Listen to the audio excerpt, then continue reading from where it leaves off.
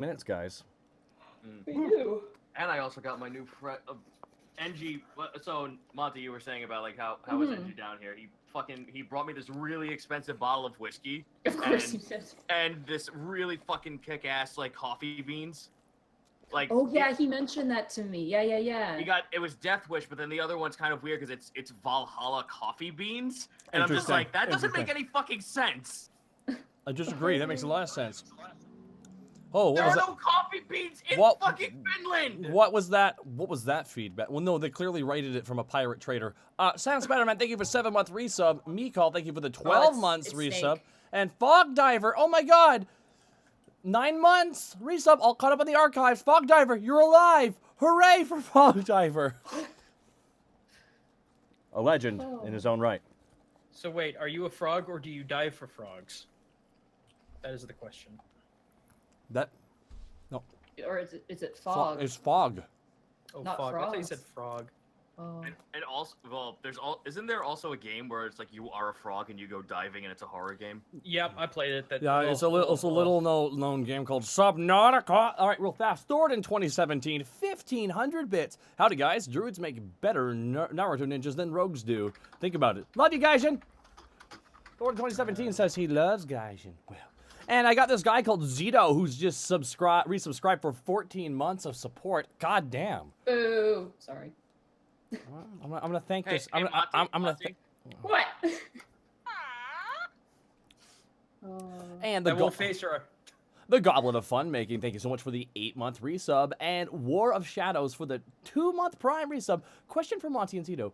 What do you guys think of using Magic Missile as a way to end human shield standoffs? Ooh, interesting.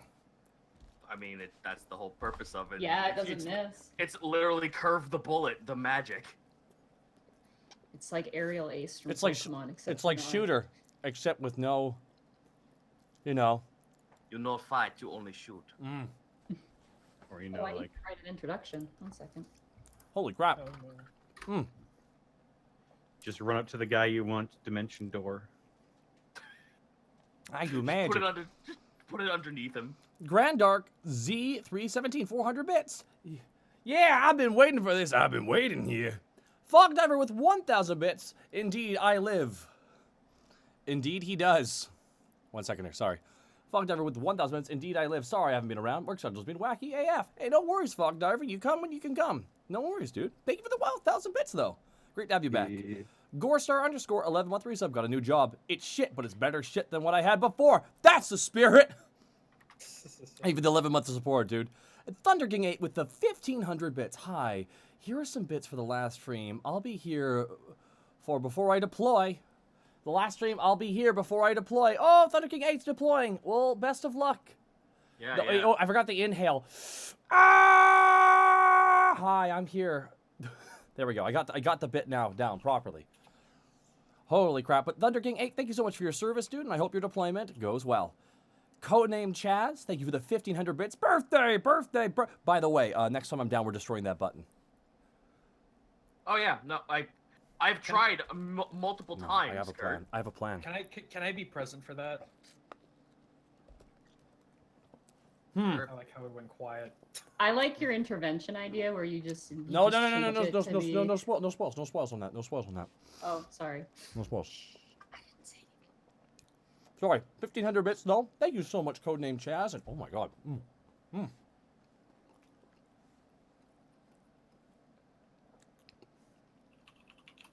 Swallow. Hoglord, thank you for the 8-month resub. Weltenzers, thank you for the Prime sub. Nobody X, thank you for the 200 bits. All I have for now. Love you guys. Well, thank you, Nobody X. Rosso06, 1,000 bits. Wow. I'm still the bit boss, Rosso06 says, dropping 1,000 bits, healing himself slowly. Oh no, the boss regenerates. My favorite boss. Oh boy, my favorite. But here we go, guys. A big bit drop from Blitzking01. 8,000 bits.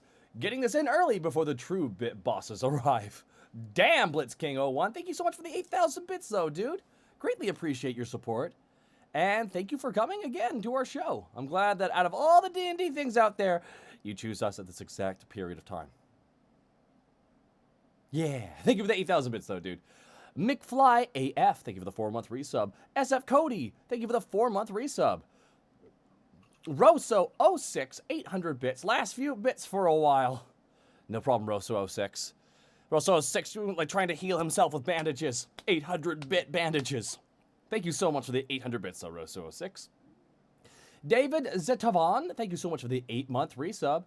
X Nickum, thank you for the 500 bits. The birthday song must live. No, X Nickum. There's multiple other birthday songs. Out with the old, in with the new king. Yeah, All hail the new birthday song. I'll hail the new king. I'll hail the new king. That's true. That's true. X Nickum, no, thank you for the 500 bits.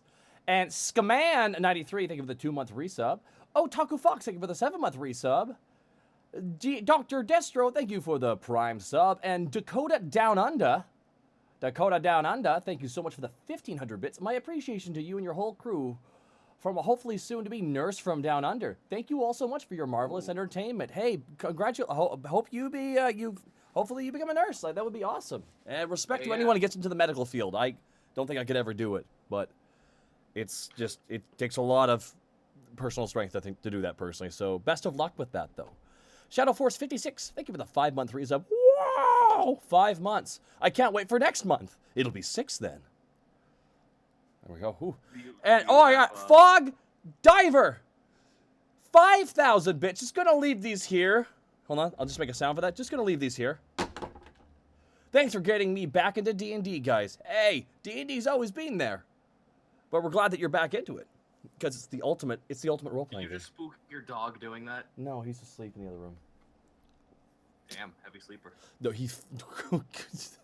dude, I was listening to music, and, like, I'm talking, like, while I was writing something, I was listening to, like, Persona music and shit, and he's just, like, right beside the fucking subwoofer. He doesn't give a shit. You lucked the fuck out, then. No, he doesn't howl or anything. The only time he'll bark is when he wants to play and the other dog is not playing back. But Fog Diver, thank you so much for the 5,000 bits, dude. That's incredibly kind of you. And those bits will make sure they don't hit you when you're playing the game of Blood Bowl. Thank you so much, though, dude, for the 5,000 bits. Sam Spider-Man with the 1,000 bits. Let's go Dragon Time. No, Dragon Time is over. Like, literally, hey, guys, are you ready for Dragon Time? And then the dragon comes up and just snaps its neck. Remember when you said, oh, what's the worst AC a dragon could have, Kurt? Remember when you said that? Mm-hmm. You fucking fool. Well, how high could it be? Like, what, 23? It's very young, Kurt. 18 is normally for hatchlings.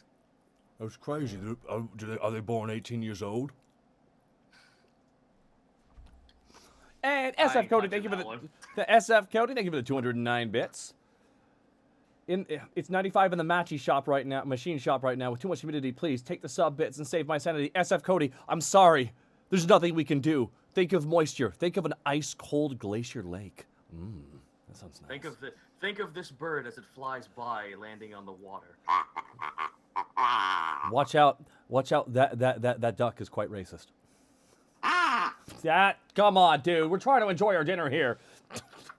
Kane Vellante, thank you for the 2-month resub. Hey, Taka, I got rejected today, so here's a date money, good sir. Thank you for the 2-month resub. Oh, no. Oh, geez. Oh, fuck. I can't believe you've done this. And Zombie Gaming, thank you for the 3-month resub. Vanitas42, thank you for the 245 bits. Last bits for a while. Also, I have opened a few commissions. Thank you so much, Vanitas42. Vanitas is one of our artists. He's very talented. And Thor3013, thank you for the prime sub. Anime4Win, thank you for the prime sub. Blackleg Sanji for the 14 months of support. 2 7s is very lucky. But what's not lucky is taking 25 fire damage today in our campaign when our pixie barbarian used a flame tongue dagger while we were in the sewer. So yeah, our party is pissed at him. Also, pixie barbarian. Interesting. Thank you, Blackleg Sanji. Thank you so much. Xavier Poner7, thank you for the 505 bits. Hey guys, I just bought bits for the first time today. I want to give you the rest. Also, hi Gaijin Senpai. Xavier Poner7 says hello to Gaijin Senpai. Ed765 Super.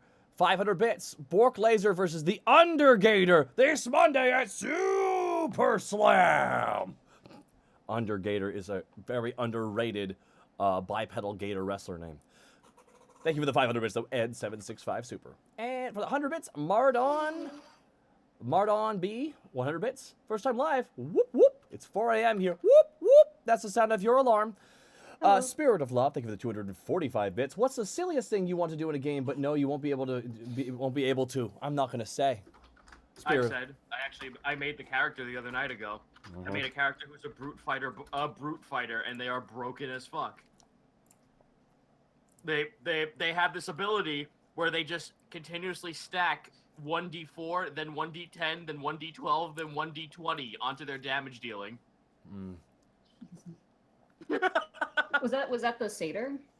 Yeah, that was the Marigold, the satyr brute fighter. I'm she's- just like, I'm never gonna find a place to play her as, unfortunately, because I don't have the time for it. Yeah. Real fast, guys. Cryo, 1,500 bits. Here's to a great session, guys. I'm hype as all hell after the last session's cliffhanger. Yeah, all of us are. Oh my god. I'm really curious to see what happened. 1,500 bits, though, dude. Thank you so much. And Gino Kaze, 9-month resub. It has your fingers. Car Crasher with the 100 bits. About to make a huge move to Virginia, but you should leave that alone. But here are some bits while I conquer my anxiety. Best of luck. Hey, first step forward is always the hardest. Mac DSJ5 on 100 bits. Hey, Talkin, did you know the Swedish Coast Guard paints barcodes on the side of their ships so when they come back to port they can just Scandinavian? All right, that's a good joke. That's a good joke, Mac D. That's a joke that's so good. I feel like Ben would like it. Zambowski with the 8-month resub. That's true. You know him and his pun jokes, Zito. You're not ignorant of that. Man is a monster. Lovely L'Oreale 51, thank you for the 250 bits. My group got canceled today, but now I get to watch you live and drop some bits on you. Yay! Well, lovely L'Oreale 51, sorry about that, but thank you for the bits. And Kenneth Malone with 200 bits. By the way, has Monty read Wayfinder's Guide to Eberron? Actually, they were talking about that just before you guys got in. We just talked about that. I just can't because I'm in the process of moving. I don't have time. I'm so sorry. But it's on. Forged are broken. I know. Hopefully they kind of fix them a little bit. I have to take a look at them. Well, I like to give you this tagline for the book.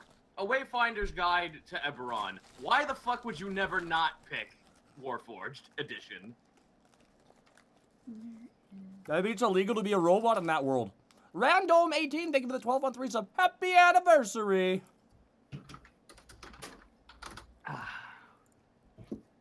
500 bits from Manic Scarecrow. Zito or Monty, are you interested in using the Divinity Original Sin 2 GM mode to craft a D&D story? Ooh. That sounds like you're just playing Neverwinter Nights original. Mm-hmm. I kind of want to look at it, but I don't know.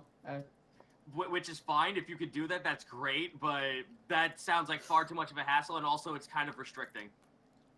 As a GM, anyway. Okay, I have 2 minutes to pee. I'm gonna see if I can make it. Go, run! He won't make it. Thor 3013. Sorry, 30,013. 500 bits. Can't stay for long. Work in the morning. But my birthday is Friday, so I'm starting celebrating early. Wow! Happy birthday. Oh! That's as far as we'll go with that one. Calendus, thank you for the 4-month resub. Just call me Calendar, Taka. Calendar, okay. It cracked me up last time when Zito did it. All right, Calendar, what? I'll go for a date for you because there's 31 every month. And we're joined by Earliest Bread. The earliest of bread. 1,500 bits. Missed you guys for 3 weeks straight, but I'm finally here live. You're here earliest. Earliest bread makes you early fat. I don't know. Does that work? Time. I'm in. Wow! Nice. Wow! Wow. That pee must have hurt. You can't get that much liquid out that fast without it being a problem. Look, listen, my PPE. All right, you can try and fight me on it. Speed running the bathroom. Oh no. Oh man. That's a speed run right there, dude. Did I wash? Yes. I hope so. Well, who the Oh fuck does no, it? no. But that's like speed running. No, that's like hand sanitizer. Speed run stats. Hand sanitizer. Come on. Listen. What if you start peeing in your hands on the way there? You could really cut down a lot of time. Well, I mean, it is like alcohol. If Ted Bear has told me anything, or Bear Grylls, whatever the fuck. It's Bear Grylls, but Bear Grylls sounds like a brand of grills that aren't good. Listen. Everyone knows that if you're gonna be doing PPEs on pee breaks, it's also like Undertale. You have to hug the goat. It's the only way it can work for the 100%. This has been a great speedrunning stream, everybody. But with one last bit call out here, full near 14 with the 150 bits. Unfortunately, got let go of my job on Monday. So I've lost my bits for now. The Unexpectables deserve for helping me overcome this hard time in my life. Hey, hope you land on your feet there, full near 14. No worries. Thanks for just hanging out. All right, Monty, take us away to a magical kingdom where I'm not me. Let's go. Okay. I just want to make sure first, because he's muted. Snake, are you here? Snake? Yeah. Okay, cool. I just want to be I just sure. got back. everyone's here. What a thrill! Okay. When last we left our heroes, Borky the Orc Barbarian, Greckles the Kenku Rogue, Panic the Tiefling Bard, and Tass the Kobold Ranger, the party made way and met the musical menagerie along with their friend Helena, and found some leads on Panic's missing mother. After a small jam session and some piano playing, the party made their way back into the city streets and into a chaotic battlefield. Wyvern riders sent by dragon cultists besieged the city, kidnapping and stealing away some of the denizens of Alabaster. While fighting the Wyvern riders, the enemy's reinforcement descended upon the city's defenses and the magical attic in the form of a horrific white dragon. With all hope almost lost, the Silver King ascended above the city and struck down the white dragon and its minions. Terrified by the presence of the metallic behemoth, the remaining Wyverns and riders fled, leaving behind a bewildered and wounded city. With 5 days of downtime, the party took time for some personal endeavors. So immediately after the dragon attack, the city just started to rebuild. It seems to be the nature of the city. There is accounts on who was lost, and the numbers weren't incredibly large, given that the city of Alavast is the home to adventurers and warriors and people who are very able to fight. The actual total of missing people was not even above probably 20, but still numbers nonetheless. Tent Town was easily the most devastated. About 18 people were taken from Tent Town, and then 2 that are confirmed from the actual core city. Immediately after the attack, the area where the white dragon was killed, the dragon remained lolled over the side of a city wall for about 2 days. And then one night, just the following morning as you woke up, the body just was gone. You assumed it may have been removed in the night to avoid theft or any other thing. You've heard rumors in your tavern that it has been moved to the outskirts of the city where people from the Nerazman Collective are basically, for all the other words, dissecting it and basically gathering what they can from it. That being said, any damages done to the city within 2 days basically are fixed. The only big damage was the giant wall. One thing that wasn't fixed, though, was, if you recall, when the white dragon besieged the city, when it landed atop that wall, it crushed a fortification, one of the anchor points to the attic. And that crystal, that small, tiny crystal that is attached to the larger crystal in the center, is still floating there. And that has posed many questions. People are wondering what's up with that, but there's been no answers. So, How long has that been there? yeah, more or less. It looks like it appears. I just It imagine. appears it was built over. That was the thing that has people mostly confused, that it was actually built over, and now is basically flowing freely. I'm just imagining someone taking a stick and just like a box around it. Yeah, it's floating, just like that. So, as you guys had your downtime, I will start with the NPCs that you decided to check on. Mm-hmm. So, you guys got a choice of an activity to do and a NPC to check in on. Mm-hmm. So, we'll start with Tass because he was first.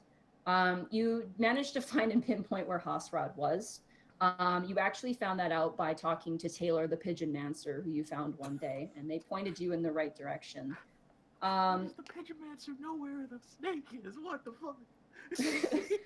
You eventually found Hosrod kind of drinking at this very gritty, not so great sort of mercenary tavern. It's very not as nice as your guys' place, very, very run down.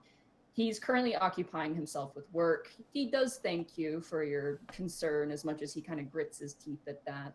But he has taken on a job to basically find some blackmail on a particular politician, and he can't give you more details than that. But it's a big paying job, and he's going to be busy for a while. Cool.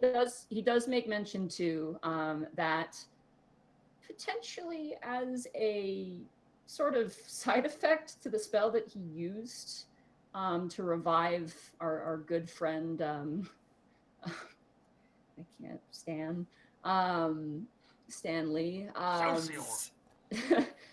that there might be some side effects to that. In particular for Lee. Lee may incur some strange things. But Hostrad has kind of claimed that he just wants to keep the kid in the dark. He doesn't really want to explain what's going on because he doesn't really know how to explain it. Quick question: with great power, does great responsibility follow with it? Yes. Okay. I'd hope so. So that's your check-in on Hostrad. He's basically working. He's kind of, you get the sense that he's kind of off. He's off his beat a little bit, given what happened. And you get the sense that connections with his sister aren't the greatest. They don't seem to be on good terms. No. He doesn't really want to talk about her. But at least the boy's strong enough to keep himself occupied with work. Yeah, you get the sense that he's really obsessing over work to kind of distract himself, but he's fine. Borky, you checked on Ty Borpington. Yes, I did. Yes, I did. Ty Borpington is doing great. There's not really much to say about him. That's good. Whew, wipe the sweat away from my brow. Thank goodness. No, he does ask you for some favors. He does buy some extra barrels of salted meat as well as some other things. So he does ask you for a day if you'd be willing to help him load some stuff for the kitchen. Absolutely. Okay, could you roll a strength check for me then for that task? Okay, but for task, roll that strength check. I'm right here. Good job, guys. A+. A different task. Oh, you mean my cousin Blask right here? Blask is my favorite character in this campaign. I know, right? He's blue. I'm just betting Greckles with Task's face. Roll. There we go. And that is a 14. So you manage to help him quite a bit, but after barrel after barrel after barrel, you get pretty exhausted. You kind of get like sore arms and joints from just picking up and moving things, and you just kind of rest that off the following day. Panic, you chose to check in on Scarlet, and I'm assuming you take her out for like ice cream or something. Like, Yeah, well, it's winter, so I take her out for like hot chocolate or something. Okay. You find like it's like a little like hole in the wall, almost like a donut place. It's basically deep fried bread with jam put inside of it. And she absolutely loves it. There's powdered sugar on top, and she loves it. She does make mention while you two are hanging out that first of all, she loves music. She's absolutely enamored with what she's doing. And she absolutely loves the tuba. She wants to save up and buy her own tuba. That's what she wants to do. Party dudes. She also does make mention of something that does kind of catch your attention. Since the Silver King's presence, she tells you that there's been some people visiting her orphanage, essentially, and a lot of the children from Eltmer are being considered to be taken back to Eltmer. 1 second, you cut out. I cut out? Did she? I didn't hear her cut out. Oh, let me jump out and jump back in then. Yeah. Where did I cut out? You were talking. Several people have been coming to the orphanage. Yeah, several. Scarlet tells you that several people, nice people, have been coming to the orphanage, and she's overheard because she sneaks around, and she still is getting in trouble for that. She overheard that some of the kids in the orphanage who are from Eltmer, who've been kind of separated from their parents, a lot of them with free essential travel are being taken back to Eltmer. There's been talk about that, and she's a bit sad because she might lose a couple friends, but she's not really sure what to make of that. She's pretty young, but she does mention it to you that it doesn't seem hostile, but it's just kind of something that's happening, it seems. And like the biggest thing is that like a lot of the priests and priestesses of the music band camp for orphans are a bit sad because they kind of have this sort of big brother, big sister sort of thing where some of the clerics will have a particular child that they're kind of like they take care of. And for some of them, it means kind of losing their child that they care about. So she's kind of a bit sad because a lot of the priests and whatnot are going to be sad. And then she goes on and on and on about all of her escapades and how she's stolen a couple things and she doesn't want you to tell anyone and all of that, and how Starlight's been visiting her and how she's got this friend and this other friend and they did this prank, and she's fun. She's got tons of energy and she doesn't even seem shaken about what happened with the dragons at all. She said she was safe and she was fine. The paladins and the clerics very, very good at protecting them. So well, that's good. Did she say if specifically like the girl children were being taken, or were all of them? All of them. Okay. Boys and girls. Greckles. Mm-hmm. You went to a restaurant with Welch. Yes, I did. He made you pay because he's poor. That's to be expected. The first thing he said is like, "Are you paying though?" So he had you pay. You have a really, really good time with Welch. He is mostly playing cleanup, along with a lot of the other guards in the city, given what happened. A lot of people are kind of on high alert, and the biggest concern is like aerial defense now. The biggest thing with Alabaster, while they have, ballistas and some sort of smaller, more compact trebuchets, in terms of like sky defenses, there's not a whole ton. So there's been talks of like using magic or some other means to potentially create some sort of protective barrier over the skies. But he kind of waves his hand and is like, it's all magical mumbo jumbo. I don't really quite understand it. I do want you to roll a persuasion check though for me with advantage. That is... Oh, that's a big 9. Wow. That is. You eventually get him to kind of talk about his past as a quote unquote smuggler. He kind of talks about it in hushed tones, and every time, because I'm assuming this is the restaurant you went to, every time Mr. Baka goes, Baka! You just like, he kind of like sneaks in a couple words that are kind of hush hush. Yeah. What you get from him is that when he was younger, before he actually kind of set his way in Alabas, he basically was a criminal. He had a criminal background. He didn't murder people, but he basically would do whatever for whatever sum. Like, he didn't really do it much for the money. He kind of found it thrilling. Like, he kind of enjoyed the thrill of it. He mentions to you, just kind of, that's about all he gives you about that. But he does mention to you how him and Doros first met. And he says that he was fighting off 3 dudes in an alleyway. And Doro saw him and was so impressed by this that he just begged him to join the guard. I want you to roll an insight check on that. Okay, insight. Please roll something decent. Hey, that's decent. That's a 21. Oh yeah, you beat him. You get the sense he's talking out of his ass, and that is not how that went down. And you are now extremely curious as to what actually happened. Because he seems to be kind of like, oh yeah, I was fighting like 3 dudes, and like Doros was just like, yeah, I totally want that guy, and you're just so he was actually on the ground getting his ribs kicked in, and Doros saved him. Got it. You don't know what happened, but Yeah, I know, but there's an option to find out potentially. No, Doros was the one kicking him in the ribs. Ow! That's how we became best friends. It's like memories, many memories.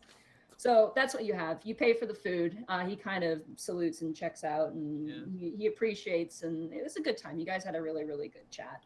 Nice catching up with him. How was the 4 days of recon? We'll get to those next. So you guys all had an activity. Actually, we will start with you. Cool. So as you jump rooftop to rooftop, kind of surveying the city, a lot of the damage, as I mentioned in the past, is stuff that you kind of observed. Especially with the dragon going missing, you were the first to kind of stick your head out of the window and discover this. You hear the chatterings of people down below. Surprisingly, not a lot of panic, not a lot of worry. People are kind of treating it like, Tuesday, like just they're not really thinking about it too much. And as you kind of survey and look around, I want you to make an acrobatics check for me. Oh boy, that is a 19. Okay. You managed to leap, and then you misjudged your distance, but you managed to catch yourself on like a brass almost pipe that kind of it works as a waterway off of a roof, and you kind of like slide down, and you startle a woman. She's like, oh my goodness. She's kind of like folding laundry in the snow. Luckily for you, when you fall off, you don't really take too much falling damage given the softness of the ground. But she seems quite surprised by you. She goes, can I help you? This is embarrassing. No, I'll just be on my way. Sorry. Mind the shingles, please. Right. Children these days. And she goes back to what she's doing. Excuse me, ma'am. Just really quick. Yes. Did you pop your head around the corner as you're leaving? Yeah, just this little head popping up. Whoop. Yes. Is everything all right? We're all. My friends and I are still, I guess, new to the city, and it just seems so odd that everyone's just kind of okay with everything. Oh, okay, moving on. Quite different, really. And she kind of folds the blanket and kind of puts it in a basket, and she kind of puts her hands on her waist. She's very, very much like a mother. Looks like maybe a housewife of some kind. She goes, well, I mean, people certainly on edge, but they tend to keep that sort of inside. there's definitely been efforts made to find the ones who've been taken, and I think that's the nature of the city. There's not too much time for thinking, well, not thinking, but being upset, I suppose, when there's something we can do about it. Really quick, while she's talking, I just want to I want to have Greckles go over and just help her hang up laundry. Okay, yeah, absolutely. She kind of smiles and she's like, "You gotta fold it that way," and she kind of helps you like a mom. Sorry. Mhm. Yes, no, it's happened. There was a giant gelatinous cube incident, and then the gargoyle attack, and there's been all kinds of things in the city. And the snow. I actually quite enjoy it. It's quite exciting. That was actually very frightening for my companions and I. Someone should have warned you. At least the clerics come through. No, I think right now the concern is with many of the people from Eltmer. I have a few friends who... Rumors are coming through that one of the negotiations at the Silver King, I'm sure you saw him during the whole kerfuffle, one of the things that he wants is he does want his people to return back to Eltmer, if they can even call them that, his people. It's hard to say whether it's by choice or by force, but it is something that's happening, and it does have people more concerned. But of course, the aerial attacks are, well, they are what they are. So hopefully, and she looks up at one of the kind of the garrison walls, and she goes, "We'll have a plan for that in the future. Like we have a gelatinous cube emergency plan and a gargoyle emergency plan now." Do you really think the Silver King will force people from their homes here? I don't think he can, but it's hard to say. It depends on what the council calls for. I mean, they could halt people coming in from Eltmer and turn them around in some cases, but I don't think the city would allow for that. We are a city of new beginnings, and I think to do something like that would be counterintuitive, if you ask me. That does make sense. I'll take those, and she kind of takes Oh. the blankets you've been folding. and puts them in the Sorry basket. about that. As you can tell, I don't have a lot of experience with this. It's all right. Any help is good. My children don't help me much these days. Much rather run around in the snow, make snowmen. She kind of takes the basket and leans up against her hip. I should be getting started on dinner. Oh, the name's Greckles, by the way. It was a pleasure to meet you. Very, very nice to meet you. And she extends her hand. Take care. My name is Merida. Her name is Meredith? Merida. Merida. Merida. Merida. Greckles narrows his when she walks back in. Greckles narrows his eyes in contemplation, and then just tries to do a jump straight up to try and get back on the roof. Okay. Roll one more acrobatics check for me. That's 11. You climb up to the roof, and you actually hit one of the shingles and knock it off the roof, and you hear a voice come from inside the house you just jumped off of. "Mind the shingles!" It just bolts. It just bolt. All right, so that was your additional events. I was just sitting there just going, what, no Mothman policy? The Mothman So- prophecy. So it is your choice what information to relay to your party based off that. So that is up to you. Panic, we'll go to you next. Oh boy. Panic, you went out to Tent Town, and despite the city has one certain sort of atmosphere to it, Tent Town has a completely different mood set to it. It is a lot more not so happy. With the amount of people who left, it's not a ton, but it's still a blow. And considering the comparison to the people on the inside of the wall, there is a bitterness there.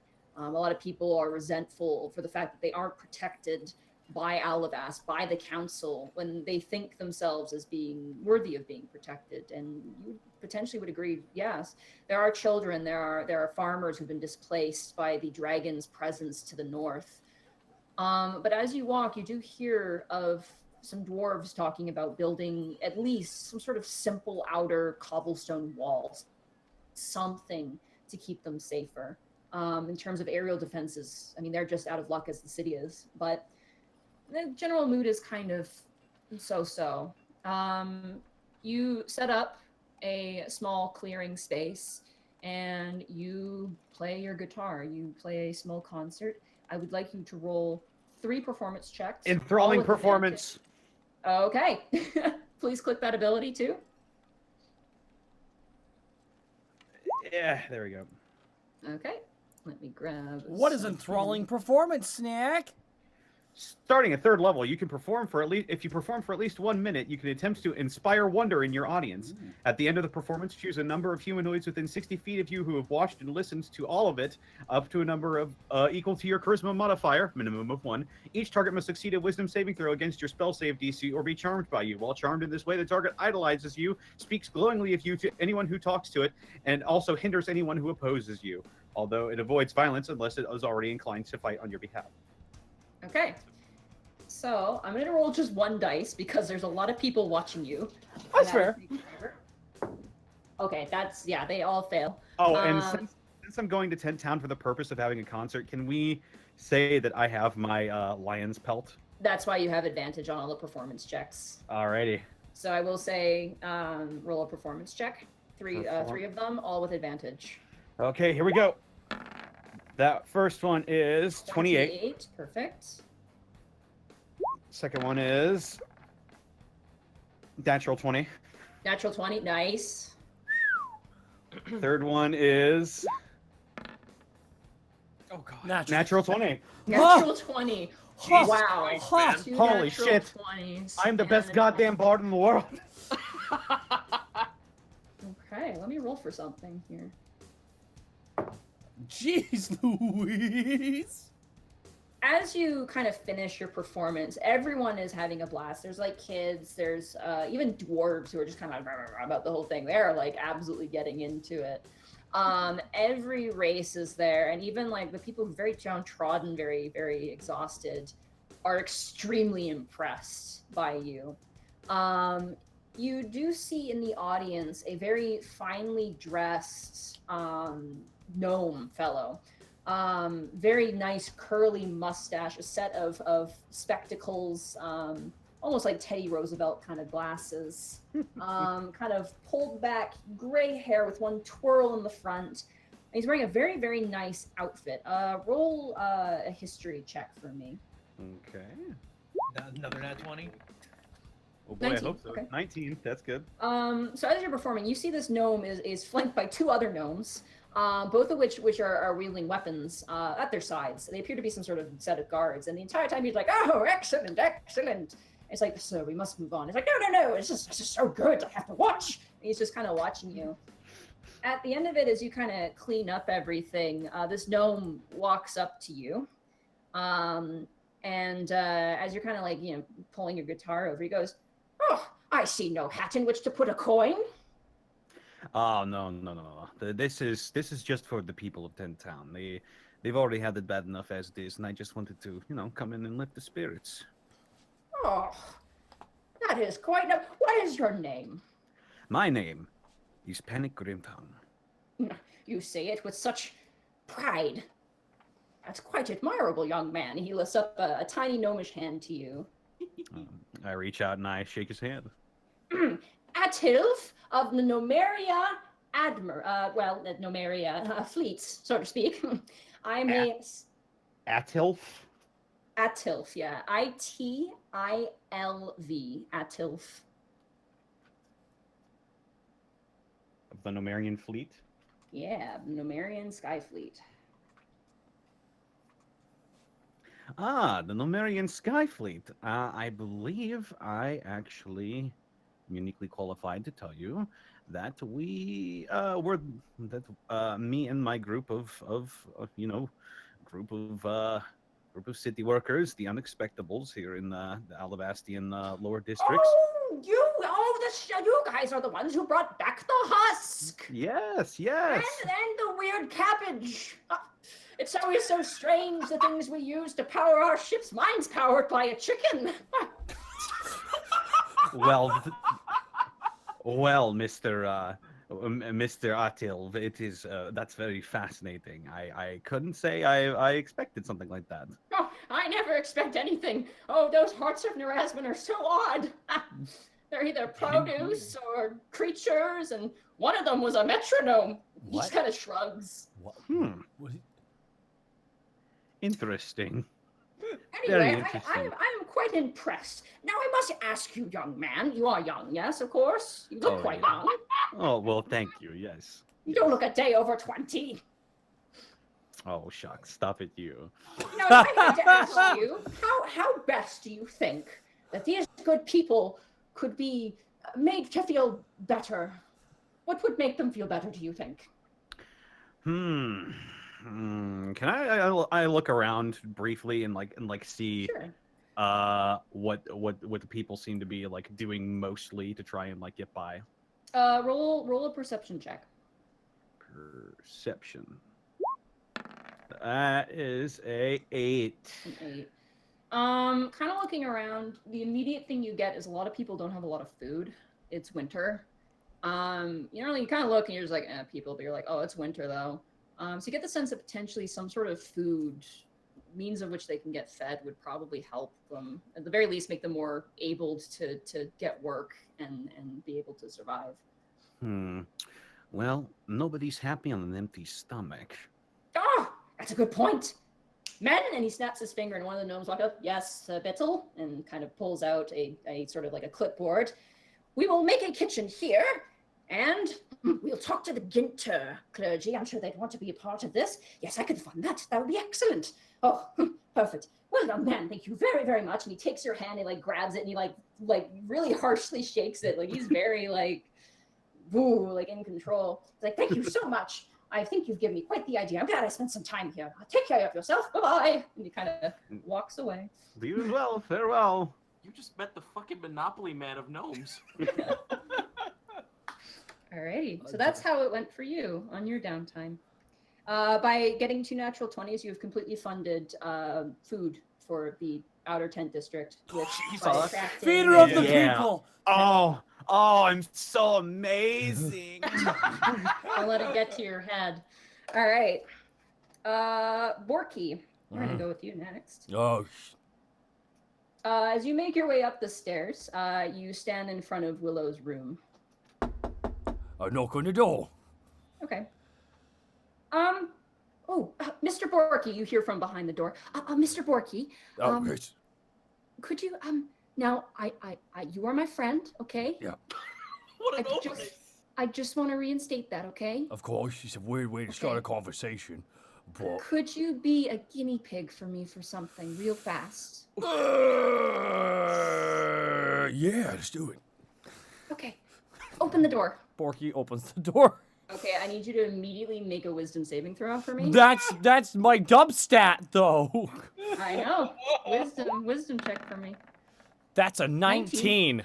Okay, as you step through the door, you see in the cracks, like kind of where the actual door meets the frame, there are lines of runes running all the way around the frame. And as you step through it, you get kind of drowsy and you're kind of like, bleh, like you just suddenly get hit with like almost vertigo or dizziness or grogginess.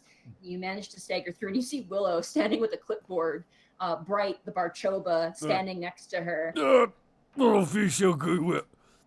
Oh, God. Borky kind of falls Okay. over. Oh, sorry, Mr. I Borky. like pulling myself on a table. God, it hurts, and I'm tired. You ever have too much energy but no energy at the same time? Oh, she kind of notes something in the textbook and she kind of places it on the table. I got both my legs. I got restless leg syndrome, but I can't move them. I think that might not have been my door. My door only had a sleep spell on it, but Oh, that's not you good. should maybe consult a doctor about the other problems you're having. Oh. Oh, it's just, Okay. Bright, and she looks down to Bright, which is like looks up to her. Just I think we'll have to improve on the security. Mr. Borky, I'm so sorry. What did you need? What did you need? Help with? Borky's pulling himself up because he's still groggy.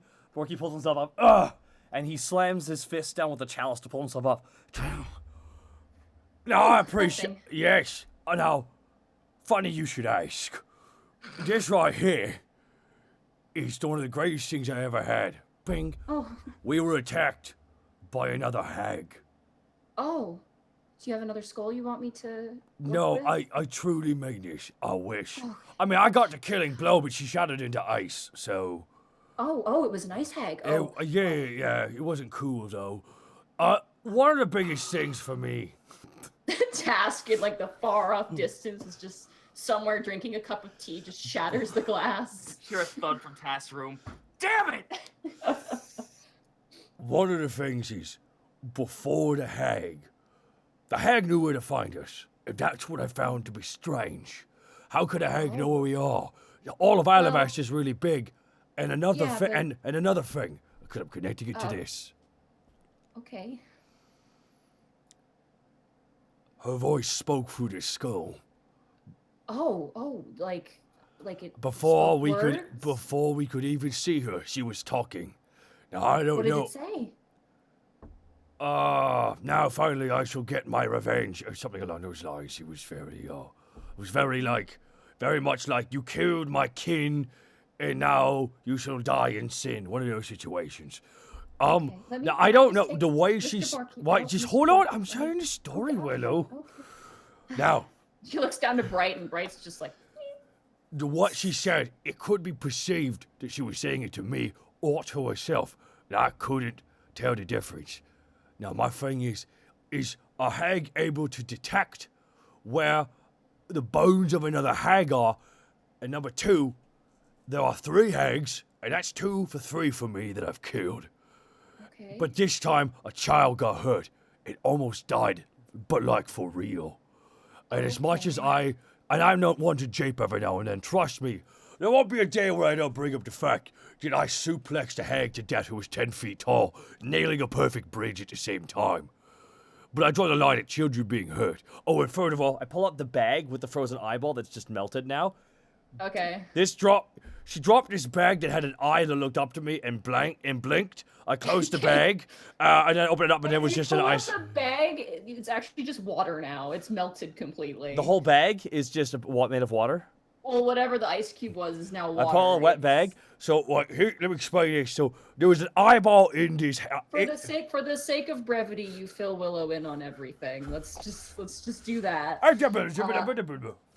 Yeah, and after the entire thing goes on, Willow kind of whispers and says something to herself. I want you to roll a perception check for that. Okay, am I cupping a hand around my ear when she does that?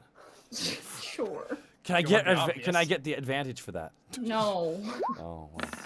That's a big fat 6 for me then. All right. She kind of is just like, this is why something, but you don't hear the rest of it. She goes, okay, well, one of the things about hags, at least to my knowledge, the goblet by itself shouldn't be dangerous. If we are concerned about scrying, I could attempt to enchant it so that way it has anti-scry magic to it, but that's kind of outside of my knowledge. The other thing it could be is it just could be responding to the surrounding energy of the hag. If anything, it could be like a warning. So this is a hag. So this is a hag detection chalice. Potentially, or Mr. Borky, I'll take it, and I will take a look Oh, at it. okay. You want to just take a look at it because one of the best conversation starters I've had since Tubbs. And Borky Yes. takes off a hat he doesn't have and pulls it to his chest. Okay, but Mr. Borky, Yeah. she puts a hand on your wrist. If this is dangerous, especially when it comes to magic, I don't want you getting hurt, okay? But here's the thing: if they know what this is, I could set a trap and make sure no child ever gets hurt again. And if But all it could we- do is detect hags, I could just give it to Panic when he goes out dating. Fair enough, but oh, poor Mr. Hi. Panic. But Oh. let's just play the safe game, okay? I'll give it back to you, okay? 3 days. Because trust me, one hag. You know what rhymes with a dozen? A coven. I'm assuming a dozen is 3. That's why they call a group of hags a coven. Have a good day. Okay. Wait, You just leave her? No. He just like no. I don't. It sounds like she wants me to leave. Borky No, starts. she's just trying to take the goblet away from you. Oh, 'cause the fact that it's moving is Borky's like concerning. still kind of holding on to it, the chalice a little bit, and finally lets go. Fine. Okay. Mr. Borky. Yeah. She kind of sets it into she actually sets it in a large black box that she has on her counter. You don't know what it is. And she kind of places it inside and closes it. Mr. Borky. Mm-hmm. In regards to myself and Meryl, Yeah. things are changing. You talking about the Silver King? Yeah. Yeah. I don't know what's gonna happen. I want to stay here if I can. Well, if you want to stay here, you should stay here. No one should be told where they can and can't go. Where I they... agree. Yeah. Besides, worst case scenario, they'll have to go through myself, Helga, Taisk, the Burb, Panic Grimtongue, you know him. Also, probably Hossrod, if you can believe it, he had a knife. And he has pocket Oh. snakes and crazy moveset he has. I don't know who that is. I don't think I've met him yet. Oh, oh, really? Oh, it's No. weird. What I'm trying to say is, Hmm. if something happens to me, could you be there for Doros? Borky puts his hand on her head because he is much taller. Ain't nothing gonna happen to you. Besides, if anything's happening to you, they'll have to go through Doros. And, he flashbacks to last episode and how scary he is. I don't think there's really anything getting through him. Okay. Thank you, Mr. Borky. All right, and by the way, can you get that done in time for a party I'm going to? Again, best conversation starter I've had. Mr. Borky, Yeah. you have 3 days. I can't promise anything. I'm sorry.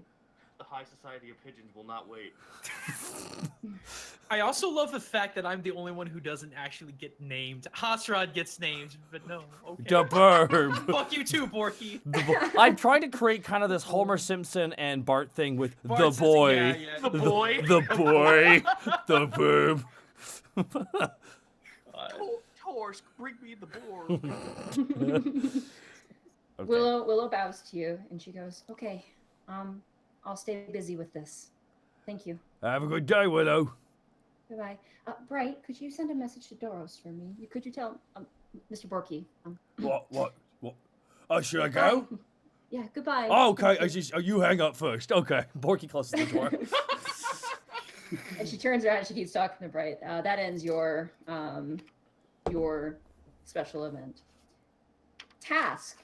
As you wander through the city streets with Tarask in your company, there's a few glances. Nothing really cruel, but inquisitive. A lot of children kind of run to their parents as Tarask in particular makes way through the city. You get the sense, even though repairs have been made, there's still an air about dragons right now, which has some people on edge, to say the least. Even some dragonborn you pass by in the streets, you notice them also getting stared at. A white dragonborn woman in particular, carrying rolls of parchment under her elbow, kind of making way past, garters a lot of ire from a few dwarves and elves that are kind of making their way through. Do I walk past any of the dwarves when as they're looking at this woman?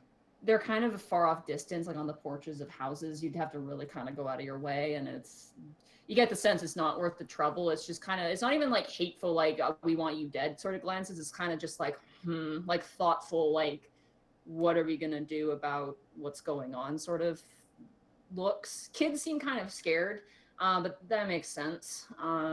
There's a few people who seem a little bit like on edge. In particular, people who look like they may have been attacked. It's just kind of this sad, unfortunate association. I'm gonna have Tass say out loud, even so these dwarves can hear. You'd think no one have ever seen a dragonborn before. Hey. God, they're just reminding us of something. And the dwarf goes inside of his home and closes the door. Tass will As, spit in the general direction of the dwarf as he goes inside. as you make your way down through the walls, you eventually make your way to the front steps of a temple of Orthok.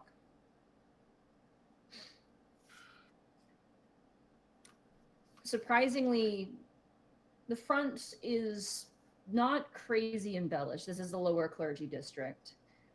And in the front are two wooden statues of two dragons. They look well kept. The snow appears to be dusted off of them.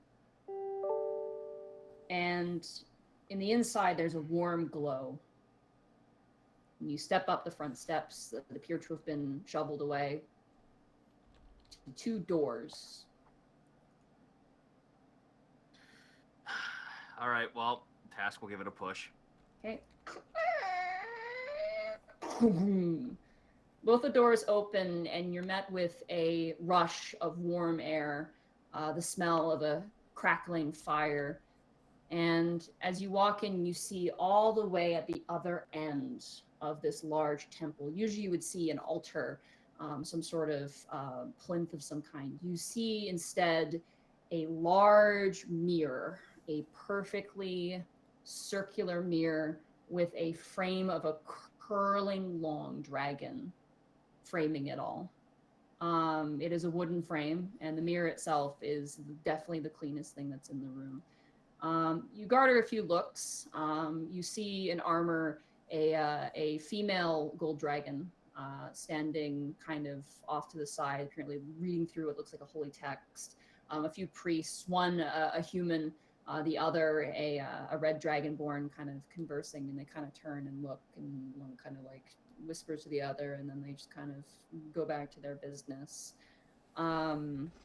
The gold dragonborn, though, in the armor, stands up, and she sits down her book, and she walks over, and she goes, "How can I help you?" I'm sure you've received many odd and very boisterous complaints and concerns from the community, and I dare say that I'm no stranger as to how this is going to sound, but given the certain situations and my own personal feelings, I just wanted to see what kind of an operation you were running here firsthand, so I can not be biased. I see. It is no surprise to us that the dragon that attacked has left a few scars. While that is true, yes, dragons run a bit more deeper with me in a more negative light. I see. You want answers? Explanations. I know I didn't come here I came here looking for expectations, not answers. Expectations. What you must do? I'm sorry, say that again. You kind of lagged out. Of expectations of what you must do? Task kind of like taps the bow and taps on Tarsk's head. In a way, yes. A call to action might be needed. Your call. Yes, my call. She stands taller. And then she looks towards the mirror. And she points to it. And she goes, "There is a man there. He cannot give you the answers you seek. Or your call, perhaps. But he might help you." Task will just nod his head to her. For the record, the individuals here I have no ill will towards. It's just circumstance, unfortunately, and Task will move forward. Okay. She says nothing. She gives you a nod, and she steps over, back to her book. As you walk across the polished floors of this temple, your feet echo, the sound of your tail sliding across the wood, sorry. Taurus follows closely behind, and there's a few murmurs as you make your way up, and you see a old, almost ancient gold dragonborn sitting in front of the mirror, wearing simple beige robes, his head bowed down, almost in meditation. And he turns to you, and you see his face, very old, and he says, "Ah, are you that of Iron Oath, or are you that of the Sands of Ruba?" You would be the first person to actually speak of my homeland of Iron Oath. "I know of many histories of dragons, even the smallest of ones. When you cannot do much, you learn much." He pats a space next to him in front of the mirror. "Come now, don't be shy, I don't bite." Task looks at the mirror. Is it possible I can, like, Does this look familiar to the dream I had when the red dragon looked at me? When you look at the mirror, yes, it does. The shape of it, the size of it, the frame's different, but the shape and size of it is familiar to you. What's funny, holy man, is when I stand here, I can't help but feel like a red dragon's going to look back at me. It's happened before. Is that what you see when you look in the mirror? Mentally right now, yes. You sit down next to him? Yep. Okay. You sit down. Taurus sits down next to you, too. I feel quite sorry for the beast at your side. I will slay anyone who gets to him. It's not his intention to be the center of ire. He was manufactured. I was not speaking of that.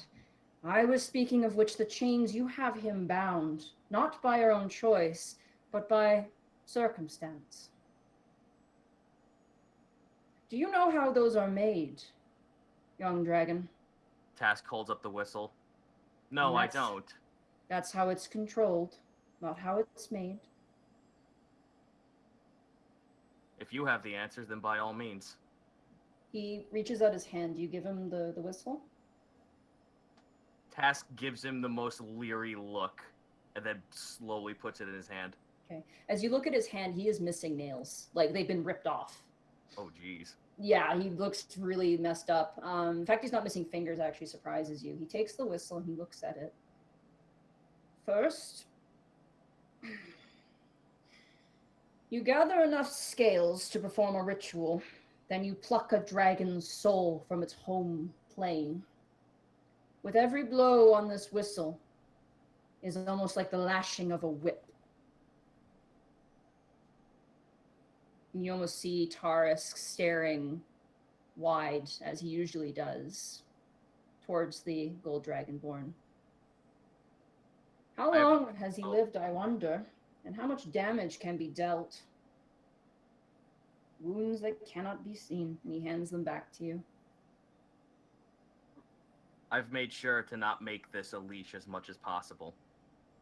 And yet a leash will always be... What happens if you are to die tomorrow? What happens if you are to lose that in a pond or down a river? I'm not blaming you for this. Simply know what you hold in your hand. And be proud that you do hesitate when you can. I can't remember a time where I can't remember the last time I actually have used this. That's good. And Task kind of pats Tarsk on the head. That is, God damn it. Thank you, Tarsk. That is, the fact that I haven't used it so far, and the fact that he's grown a little more sentient to what our normal actions are. That is very prideful. I find that to be a very prideful event. Mm. Well, I'm not certain if you've heard me before. The reason I came here was purely under the guise to see this establishment's goals and whatnot, especially dragons, unfortunately. If you know of Iron Oath, then you know what happened with the Blue Dragon, then. I am aware, yes. Then you're looking at the last of the Dwellers. Last of the Iron Oath dwellers, maybe, but not of the Red Kobolds. No, that's fair, but knowing how the rest of my clans usually carried out their actions, they would not hesitate to slay me instantly. You may be surprised. Dragons are complicated as we can be. When you see a dragon, what do you think? When you saw the wooden dragons outside the temple, with their lack of color or hue, what were they to you? Titans. Their size and stature, sure. But beyond that,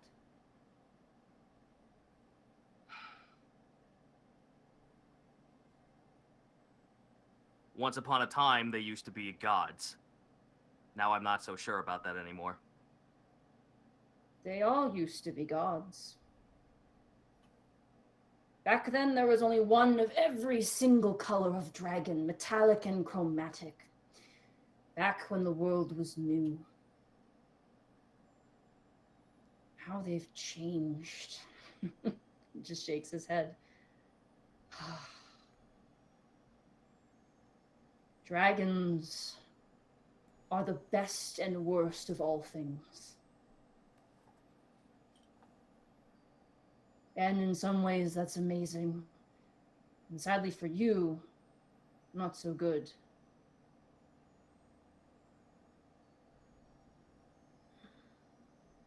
I am sorry for your loss. Some wounds will never heal.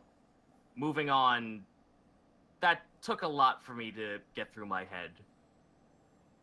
But there will always be a gut-wrenching fear of anything larger and more powerful than I. I don't think you need to be afraid. Because when you sat down here and you told me what you saw in the mirror, I think you are as grand and as large as a dragon could be. Then you know of this red dragon that I'm talking about? It is you, is it not?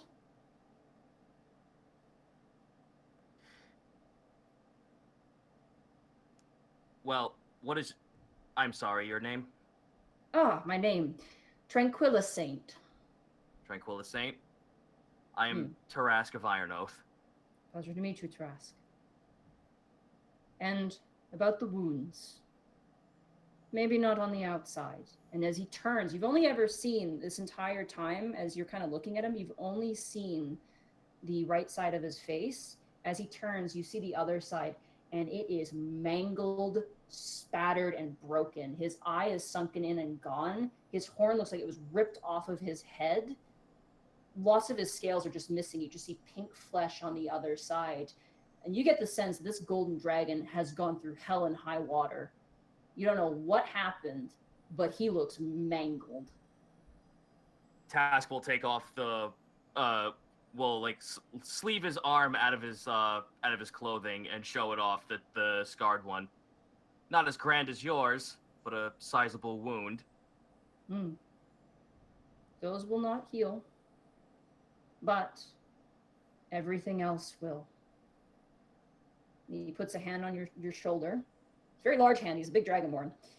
Kind of squeezes a bit and goes, if you ever need guidance, come here. I will help you. But I think you'll find a dragon. One of the greatest natures will help you best. And he bows down to you. And he returns to face the mirror, closes his eyes, and begins to pray again. Before you return to your meditation. Eyes still closed, he goes, yes? I will not sugarcoat this any further. I've had an experience, and now I feel there is some kind of red dragon inside of me. I can't say if it's metaphorically, I can't say if it's physically, but this mirror, this place, looking into it, it's just a reflection of the vision I had when Task kind of like bites his lip and looks down. Slayed a black dragon. Perhaps Orthok is trying to tell you something. Got any clue of what that might be? Not really. That's for you to find out. Oh, religion's always so cryptic. Well, thank you very much for your time. Of course. I'm still a little wary, but I did say I wish to walk in here as unbiased as possible. It is appreciated. We've had a few angry sorts coming in, but once they sit down and speak with me, most leave assured. At least I hope so. Good to know. Enjoy the rest of your day, and Task leaves. As you leave, roll a perception check for me. Okay, here I go rolling perception again. Oh, sheet, where are you? Hello? Please! I'll perceive for you, Task. No, you will not, sir! Here we go. Perception. We got us a nat 20. Natural 20. As you leave, you hear Dracula Saint basically say under his breath, "See me, I blow Uhada." And he says it over and over again. "See me, I blow Uhada." And that is Draconic, and you understand it. It basically means, I am humbled. I am humbled. I am humbled. Tass puts his hand to his chest to see if that warmth is still there. Still there. Hasn't changed, but it's still there. Dragons. Opens the door and leaves. Okay. As you all make your way after your few days of spending time catching up with the NPCs, your employees, the tavern is doing exceptionally well, especially with the cold weather rolling in. You're getting a lot of company and traffic. Skinny and Meryl are getting the work done. Skinny has made things go like lickety split. She's kind of come in and sort of, besides Helga, kind of become the fun aunt in a way. And even with Meryl, between both, and all of you notice this as you kind of mull about, Willow and Meryl are off. They definitely seem affected by the presence of the Silver King. Meryl seems more sad just because she doesn't know what's happening, and Willow seems a bit more on edge as they kind of work around things like that. Like Skinny's trying to keep Meryl's spirits up, and Scarbles is still being her weird self. Nothing has changed in that way at all. Louis Strog has actually been kind of taking some time to himself. You find out from Euromagister. He's just kind of doesn't like the cold as much, despite kind of not having feeling. He just doesn't like the snow and the gray clouds. So he's just kind of been hanging out in his room. You don't really know what he's doing in there, but apparently he's there. Euromagister seems to be fitting in well. Alice, who is the other server, definitely under the thumb of Scarbles. She's yeah, she's getting like, go now, and she's like, okay, like she's being kind of tossed to the wolves a little bit, but she seems to be kind of keeping up with everything. As one of your days progresses, about a day after, I'd say, Borky, you visited Willow, so sorry, Goblet's still under work. No worries. Robin kicks in the front door, runs inside, and she kind of, okay. I'm looking for the Unexpectables. Hello? Oh, Rickles, hello. Hello. Robin, what's got you in such a tissel? Oh, not a tissel. I'm just very busy. Burke has me running all around the clock, and it's very cold. Robin, come on now. Oh, yes, of course. You have been, and she kind of ruffles your bag, you have been formally invited to tonight's ball and gathering to greet the Silver King. You are special guests of one Soliandris. Oh shit! Like by tonight, do you mean today? In about 2 hours, yes. Oh my I'm so God! sorry. Panic! Panic! You're gonna wear that? What? No, of course I'm not gonna wear this. Thank God. I gotta wear the snazzy.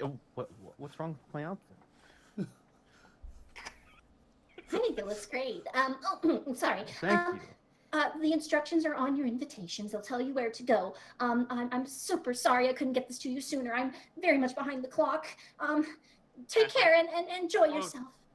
Before she goes, Taz just grabs a little bit of fabric from her sleeve, drags her over to the bar. Helga, give this girl something warm. I am on it, but it must be small, for even Thimble would make drunk of this bird. She goes over, and she rummages behind. She goes, oh, thank you. And Helga kind of comes over with a tiny, tiny little flask and hands it to It's her. like a thimble of whiskey. Oh, that'd be a fucking spectacle. It's like a shot glass size flask. It's super tiny. She goes, oh, that's adorable. Okay, bye-bye. And she gives you a little salute and runs. And then she stops, she trips, and she stumbles over the front sort of entry point. She gets it thank you. Bye-bye. And she runs off into the snow, disappearing as she goes. I'll never get over that. 2 hours, Crackles. 2 hours. We gotta do it now. Okay, And now, it All right. rushes to the bath. So I want all you guys to just tell me how you want to prepare, just for the sake of brevity, save some time. Okay. As you get ready to go to a ball, and as you open up the invitations, it says you have been formally invited to the ball with a special guest of welcoming the Silver King. You are special guest of one Soliandris. You are to enter through the middle clergy district to come to basically where they're hosting this. Monty, this is very important. Mm-hmm. Is my crown ready? Let me roll for Willow because she's busy, so it's gonna be a disadvantage. Ooh, not looking likely. No, but Willow does offer to shine your helmet for you as an apology. Damn it. All right, fine. Mhm. I'll accept. She takes the helmet. She goes, "Okay, Bright, if you wouldn't mind." And the Barchoba's like, what the heck? What do you mean? What? And she like hands it a cloth. And she just, clean it. It's like holding the cloth. Like what? Wait, what? She's trying to fucking Cinderella this up. She's like, "Okay, I'll get it done for you, Mr. Task. Oh, and by the way, if you see Doros, tell him I'm sorry. If he'll even listen." She kind of shakes her head and goes back to work. Oh dear. All right. Well, I guess we'll all go over what we're gonna do. I guess. Okay, so what are you guys doing to get ready? I have nothing to wear. Panic is immediately going to go to the bath. He's going to wash his hair and rub himself in all sorts of scented oils. He Okay. is going to look dressed to the fucking nines. Alrighty. All right. Borky's pun gonna be intended. going Borky's gonna be going for a soak as well. Okay. You guys soak up. What kind of outfits are we wearing here? Oh, we gotta wear the fancy festival outfits. I'm going a mixture of both because I want Tass to look like respectably, like actually battle ready, and it's just not wearing an outfit for the sake of just being fancy. Like there's actual Formal proof behind armor, it. kind of. Yeah, armor formal kind of armor. attire? Nice. Okay. Borky's gonna. Do I still have the twin wolf outfit, or is that dead now? I don't know. Do you? I don't know because I did throw that on the pile of things when I blew Then it it up. exploded and is gone. Fuck, is it? Oh God! Yeah. Why did I tell you Yeah. that? Any non-durable item that was in that pile when that explosion went off is gone now. Oh my God! so. One twin wolf moving off. It's gone. Borky just knocked. Is Panic in his room? Panic is getting ready. Yes. Yeah, I'm like Panic! What? Panic, What? okay, What? I need a solid from you. Oh. Is there Okay. anything of yours that you wouldn't mind me ripping the arms through and never getting back again? Slowly shuts the door. No, Borky. He tries to, but Borky's holding it open. That would fit you? No, It's not gonna fit me, but like it might look like I was like a jacket for you is a vest for me. So it you might. could try my old outfit. Borky would like to try and put on Panic Grimtongue's original outfit real fast. See if it's Okay. You're not even gonna get to roll for this. As you kind of reach your arm through, you just hear. No, gonna keep going. Borky keeps going to get both arms through. Panic is wincing. You go to the other one, and you're like, it's strangling you. Like your hands are turning purple. Borky flexes just so the arms rip. It all rips. The chest part, the collar part, where all the seams hit, they all just burst, and all the tatters flutter to the ground. You're Hope still you wearing didn't- patchy. It looks like when a character hulks Borky out. Borky picks it all up. I will have this prepared for you and back in a week. Borky leaves the room. Okay. Oh, outfit boy.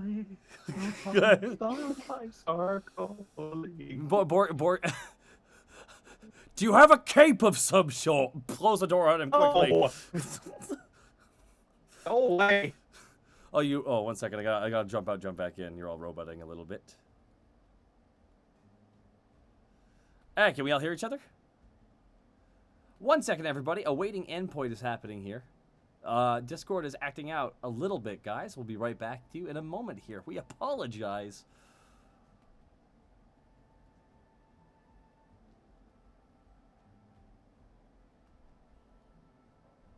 Think Twitch is having Hello? a giggle. Ah, there there it we go, is. there we go, there we go. Discord was having a giggle. Thanks, Discord. You piece of shit. All right, so Borky's gonna put on his Borky's gonna put on his. He's got his necklace. He's got his like lovely little wristband. Borky's just gonna wear his regular outfit. Borky's gonna go au naturel. So he's naked. No, that's natural. Au natural. Oh, there we go. Hello. So Borky is gonna be wearing his regular outfit. He's got nothing really special to wear at all. But Okay. that's he's got his wolf teeth bracelet though. Quick question: Can he try and convince Willow to give him the goblet back? I also have the. With disadvantage. Well, I changed my mind. Is that charisma? Persuasion.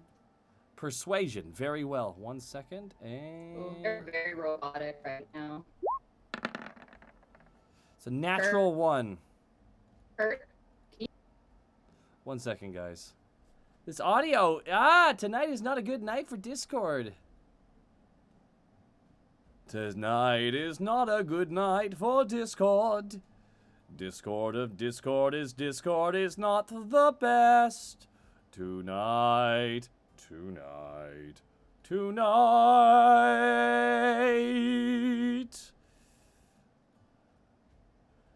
The sun will come up.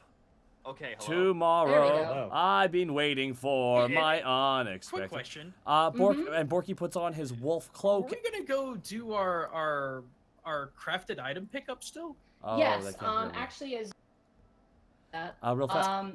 Can you guys hear me now? Yeah, we can hear. I wanted to everybody. We finish just off have to my. restart the So phone. I got a nat 1. So did she just slam the door in his face too? Willow literally looked up to you and went, "Mr. Borky, no." Borky puts on his wolf cloak, and that's it. She kind of sighs and closes the door. With Weimar, I completely this will be the first thing I talked about. You guys do manage to swing by Weimar's place. While there, you learn Weimar's wife, Kate, was injured in the attack. So he's actually working overtime, Dad, right now. But he has managed to finish 1 arrow for you, Task. And he has finished the Dragonbone dagger for you, Greckles. Yay. But he basically told you like he can't really work until his wife's back, and she's currently being healed at a temple at the moment. So he was very sad about it. He's like, I miss my wife. Oh. I miss my wife. Like, he was really, really upset, but it's like she'll be fine. All right. So yeah, you do have those. One last thing. I'm going to see if I can incorporate the lion's pelt as a sort of like cravat undershirt into my usual festival attire. Make a dexterity check with disadvantage. Oh boy. Dexterity check. Oh That's god. double Wow. Double nat 1. Wow. You okay. I'm gonna roll severity on this one. Okay, not that severe. It's a 9. You start like shoving like it into your shirt, like I had to make this a cravat, and then you like shove it in, and then it looks like you have like a chest. You kind of look down at it, and you're just like, no. Oh, well, that's. Oh. And as you guys are kind of getting ready, Greckles, what did you want to wear? I was going to get more clean than anything. I really don't have much to wear except what I have. But if this is like super black collar, I'll just freaking disguise self when and what I need to. Gotcha. I do want to do one thing before we actually got going, because I said what my outfit was going to be. It was going to mix of both my adventure and noble attire. But I did want to summon Scarbles real quick. Yeah. What do you need? All right, what do you got in your hoard that represents a dragon? Nothing you need to know about. I don't need to know about it. I just need to know if you have something. Give me a minute. She disappears in a hole. I will have her look through her hoard. Let me find it. Oh, right, that's in a different book. Dang it. She comes crawling out of the hole with this gaudy glass dragon lamp. You can wear this on your head. I don't need to wear it on my head, thanks, but I will take it. No, it's mine. How much do you want for it?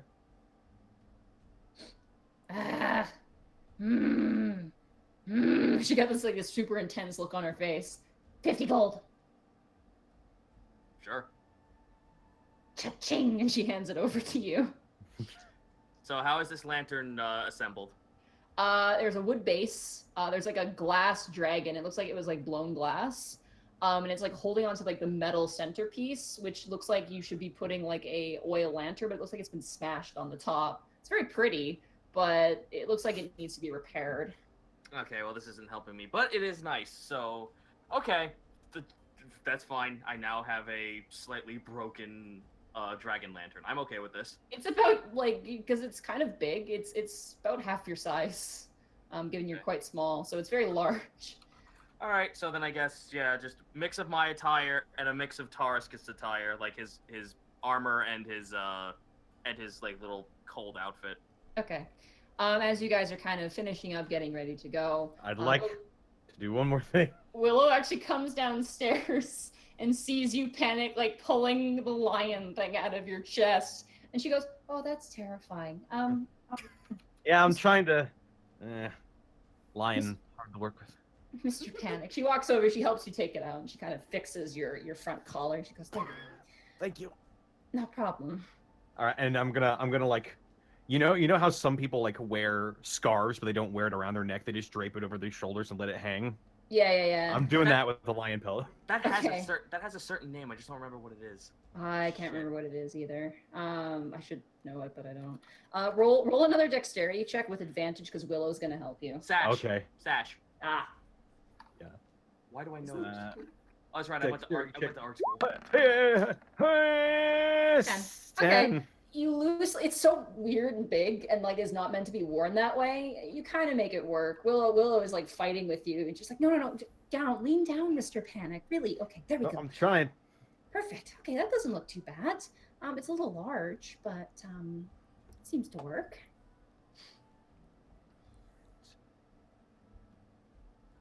Yeah. Sure, we'll go with that. I'm Okay. just meeting a king after all. Well, hard to say. Enjoy yourselves. Yeah. She kind of. just- I was actually gonna ask. Could you give this to You know, I could give it to him. It's fine. No. What's going on? What do you want me to give to who? Oh, could you just give Duros this? Yeah. I hold my hand out. What is it? Okay, it's a letter. It's just a small like letter. Okay. Okay, thank you. Yep. You guys should get going. It's getting kind of late. Enjoy yourselves. Be sure to be polite too, and be courteous, Borky, Mr. Borky. Oh, sorry, I was really busy looking at myself in the window. Be sure to be polite and quiet. Ooh, Okay. Well, what if it's a really funny joke I hear and I gotta laugh loud? Well, depends on who's telling it, I suppose. Okay. Bye. And she kind of turns and walks upstairs, and Hella goes, "Have fun at party. If they have good liquor, you tell me." I will be Oh, sure. we are going to get the fanciest of the schmancy attending the bar. They are going to spend big money. You do not have to brag about this. We'll try. I will attempt. I will attempt to get you at least some kind of supply back. Perhaps a sample of Indeed. different types. Have Oh, I fun, can kids. get you that. A whole thimble. Can make Bud drunk. Take care. Alrighty, so you guys head out. Mhm. Let's go. I want to make it a point that I will be trying to sleight of hand the punch bowl, so to speak. Yeah. Oh yeah. Oh no, I hope the Okay. dean finds out and all our parents are called. Helga comes in. What did you do? Nothing. Not to spike it, to take samples. I know. Good of my word. Jesus. gonna say it would be a very interesting evening. If Can you someone? actually spiked Can the someone? punch. No. Can someone please now just draw Unexpectables prom and the prom king is a silver king? God damn it. Please. Oh, man. So you guys make your way outside. The snow has settled. You kind of walk through the streets. Generally, it's quite quiet. A lot of people are kind of done for the night. The sun is now setting and nighttime is about to take over. As you make your way through, you do begin to see a bit more traffic as you make your way to the middle clergy district with your invitations in hand. Eventually, you walk up and you see a small crowd, mostly people dressed in armor, ceremonial armors. There's a dwarf there who appears to be some sort of like blacksmith. He's just kind of like, oh, and his wife is fixing. He's like, no, stop it, woman. And she's like, oh, get down, like kind of fixing him up. And there's currently 2 guards taking people's invitations and kind of looking through them. You see Doros and you see Einford currently taking people's invitations, kind of looking them over and then guiding them through. Doros looks like his shoulders are slumped.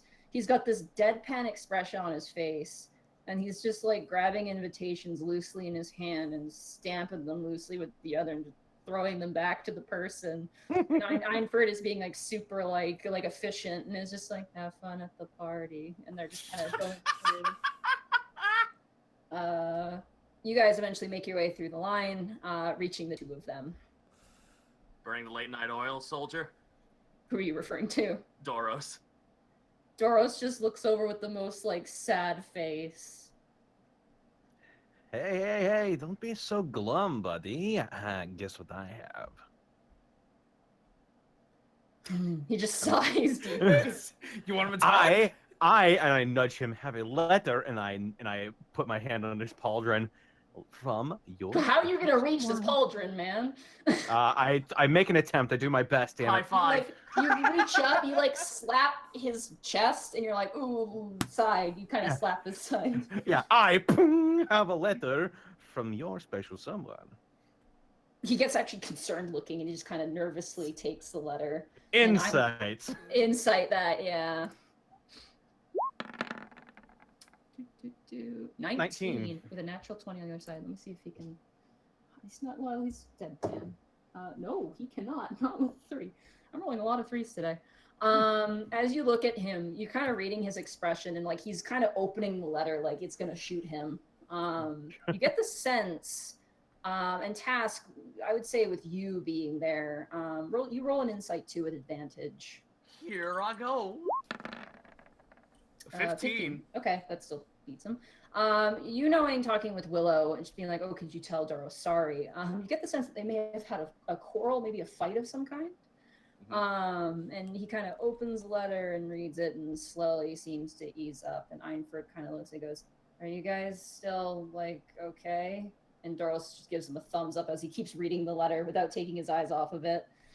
And he kind of folds it and tucks it behind his sort of part of his armor. And Einford kind of goes and goes, I guess Miss Willow didn't want to come to the ball even though Doros invited her. He's going to miss out on a nice romantic dance. And then Doros is just like, gets downtrodden again, like, no.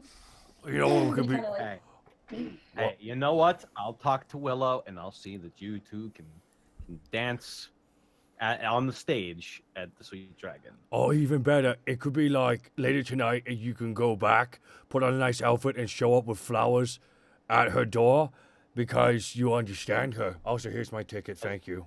And then hold up like a box with 2 thaumaturgy crystals that play music and you say, good. I wanna know what love is. Whoa, what is it? I would like to know that as well.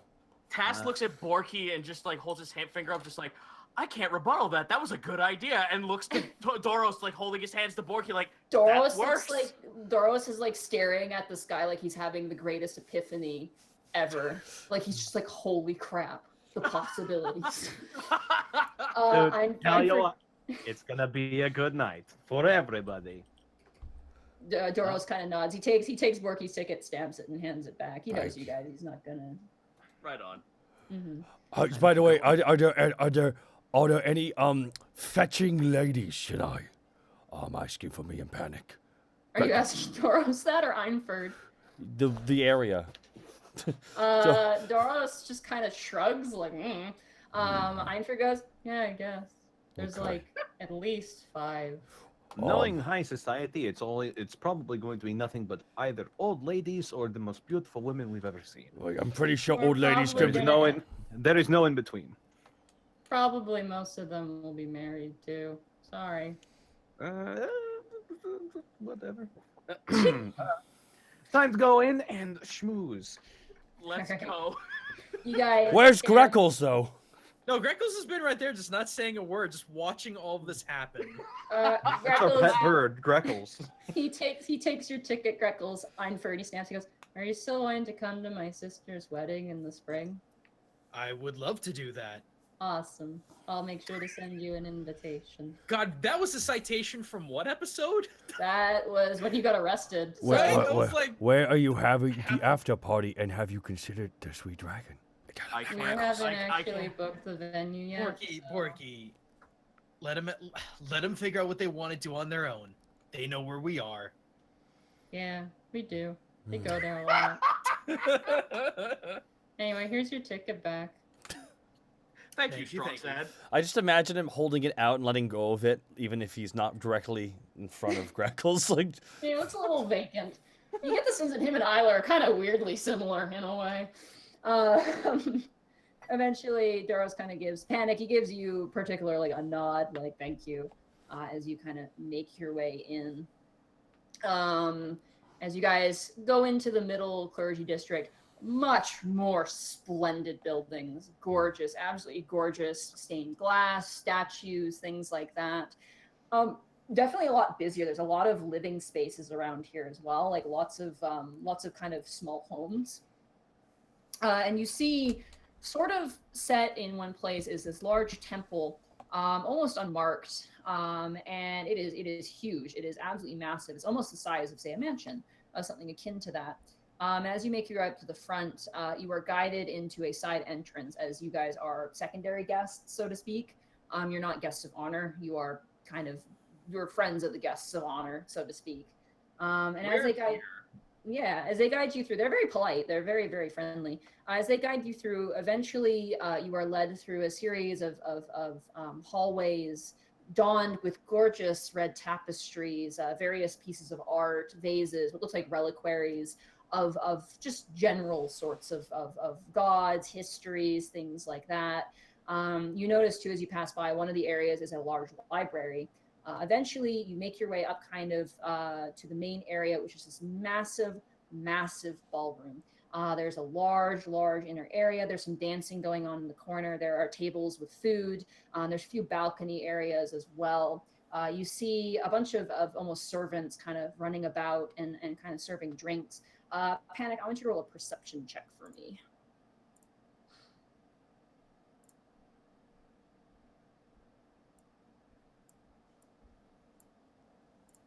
Panic?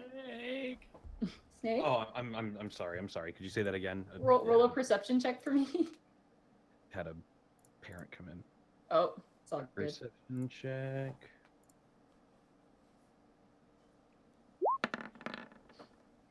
That's 18. Okay, well, she's going to try and stay out of sight just because she's trying to work. But no, you still notice her. You actually notice Helena running around in servant's attire and actually, like, kind of serving drinks and things like that. Like, kind of setting stuff on the tables and kind of running. It looks like she might be doing some sort of job. Is she in like fancy clothes or a dress or something? It looks like uniform attire. So whatever this house kind of, whoever owns this house probably lended out some servant attire just to kind of make the whole thing look nice. But she seems really busy, and you get the sense you can't really talk to her. But yeah. Are people giving her looks because of her scar? Surprisingly, no. Not a lot of people are. And as you guys actually enter in this party, what you expect to be kind of a lavish, rich sort of affair, a lot of people are in ceremonial armor, workers' attire, not like grubby workers' attire, but like official robes, things like that. No one is really wearing big dresses or fancy doublet suits for the most part. There's a few here and there. But generally, this seems to be kind of a weird, almost office meeting fantasy sort of setup. I actually wanted to ask, was there anyone checking weapons at the door? Surprisingly, no. Okay. No one checked weapons at the door, so you guys do have your weapons on you. Generally though, you don't really want to point that at someone. No. It would be. I'm thinking. I think everyone could agree with this. Like, it would be holstered very professionally, very. Oh yeah. Grandiose. Like, There is a definite presence of guards here as well. Sure. Not actually, surprisingly, not Avon guards like Bork's guards. They're Vetrion guards here. So they are definitely not like, they're higher grade guards. They're like high military guards. What do they look like? There's an assortment of them. First of all, they are wearing like super heavy plate. They are not wearing the more mobile, like sort of uniforms that say, sort of like Welch or Helena would be wearing. Doris does wear a plate armor, but the rest of his men tend to wear like a half plate. These guys are in full plate. Like, they are absolutely there. They are armed to the teeth. They all have halberds and they're all kind of standing. Nice. You can't really get a sense of what race they are. But they all stand, most of them easily over about 5'8" or so. You don't see anyone. You see a couple of dwarves, but they actually look quite intimidating by themselves. And it's actually kind of hard to notice them. They kind of stick to the sides of the walls, and you don't really see them because they're not really moving. But they are definitely there, and you get the sense that they are there in case something happens. So as you kind of look around and mull about, you do see Sebastian Strong, currently in the escort of a very large, tall woman with hair almost as tall as she is, wearing, when I say extravagant, some people were wearing some extravagant gowns. She's wearing this gorgeous purple gown. And Sebastian is wearing 5,000 medals on the breast of his suit. Yeah, he's got like 50 of them. He's got like the little shoulder things with like little dangly bits. I have no idea what those are called, but you know what I'm talking about. He just can't even bend over because he's got so many medals. It's just you've got clank. Panic. he's currently- Borky whispers to Panic, "Don't use heat metal. You'll kill him." I wonder if I don't have to. damn it. You see in the ballroom there is a set of stairs that kind of lead up to what looks like the second floor. It's kind of like a ballroom meets kind of a main foyer sort of area. There are people dancing, there's music, general chatter. You smell an aroma coming from outside too. What would you guys like to do? Oh my gosh. Well, I have a mission to undertake, so I'm gonna go sneak me some alcohol. Okay. Could you do 3 sleight of hands for me? Is there a band? There is actually, and when you look to see what the band is, it is gentle ambiance. It's like kind of like a waltzy. Oh, ambiance. that just won't do. No, but you actually see who's playing the ambiance, and you have second thoughts as you see literally Zarv wearing fine attire, the green kobold from the musical Menagerie, and a dwarf who appears to be kind of playing a large like cello, and Zarv is there playing bass, like low and calm and humming, and he seems to be having a good time. He's like swaying side to side. And like as you kind of walk towards him, he kind of lifts the hat and tips the hat to you, and you think for a moment, "I'll see his eyes," but no, you don't see his eyes. He keeps kind of playing on. Are you Now, for the record, I'm not trying to actively steal alcohol from behind the counter or something. I'm trying to sneak it into a couple of empty vials. That's still sleight of hand. Right. No, it is. I'm not trying to do anything illegal. Just No. unsilent. But if someone catches you, they might judge you a little bit. So that's a nat natural 20. But at 20 they ain't. And that's actually a 20 because I never took my gloves off. That's right. You have the gloves. So that's 20, and then that is a 26. Okay, those other 2 7. rolls are pointless. You steal the entire punch bowl. Wonderful. It's just on hand. You just fucking leisure suit Larry the Punch Bowl just. It's like you open up your cloak and someone just moves the JPEG into your character. How did you get that fucking? How did Greckles get the fucking Salmon Max Hammer space ability? Natural 20. So yeah, you have an entire punch bowl somehow on your person. Wonderful. Borky would Put, like a to. lid on it. Borky would like to tip a hat he doesn't have to Sebastian Strong and start walking upstairs. Oh, excellent. Oh, why are you going up there? That's where the guests are coming from, Mr. Oh, I know, Mr. and I am more than honored to attend. As you know, I'm a guest in this Go event. up there. That's where the most Yeah, esteemed but I'm guests like go. I'm walking up the stairs right now. It's great seeing you. Hey, look, it's Panic Grimtongue being mischievous. As you walk up this, Borky, as you try to walk up the stairs, 2 armored guards pull down halberds right in front of Whoa! you, trimming Those the front of your nose. guys, I mean, yes, they're shiny blades, but I need to can't get through here. So Borky tries to like duck a little bit. Is Oh this? my god, we're getting thrown out. No. You see, am I not reading the room right? Borky's getting thrown out. Yeah, no, you are not reading the room right. The guard literally stands in front of you and goes, "You are not permitted in this area. You must turn around or we will remove you from this premises." Very well. Borky just can't figure out. I respect your opinion. And Borky turns and walks down the stairs. Man. Yeah, the armored fellow goes back to his post and just like readjusts himself. Borky would like to do a perception check to see if he sees anyone else that he might know or anything else that's going on here. If there's any food or an open bar or perhaps one of those things. That's a 12. With your orc senses, you sniff the air and you smell cooking meat coming from outside. It catches your nose immediately, and you smell honey and spices and all kinds of other things. Oh. Borky starts following the scent like a cartoon animal floating along. As you do, does anybody else go with him, or do you guys kind of do your? Am I done stealing the punch bowl? Yeah, you have the whole punch bowl. You're good. You can do whatever Awesome. you want now. Awesome. Where'd the punch go? Shifty Eyes leaves with Borky.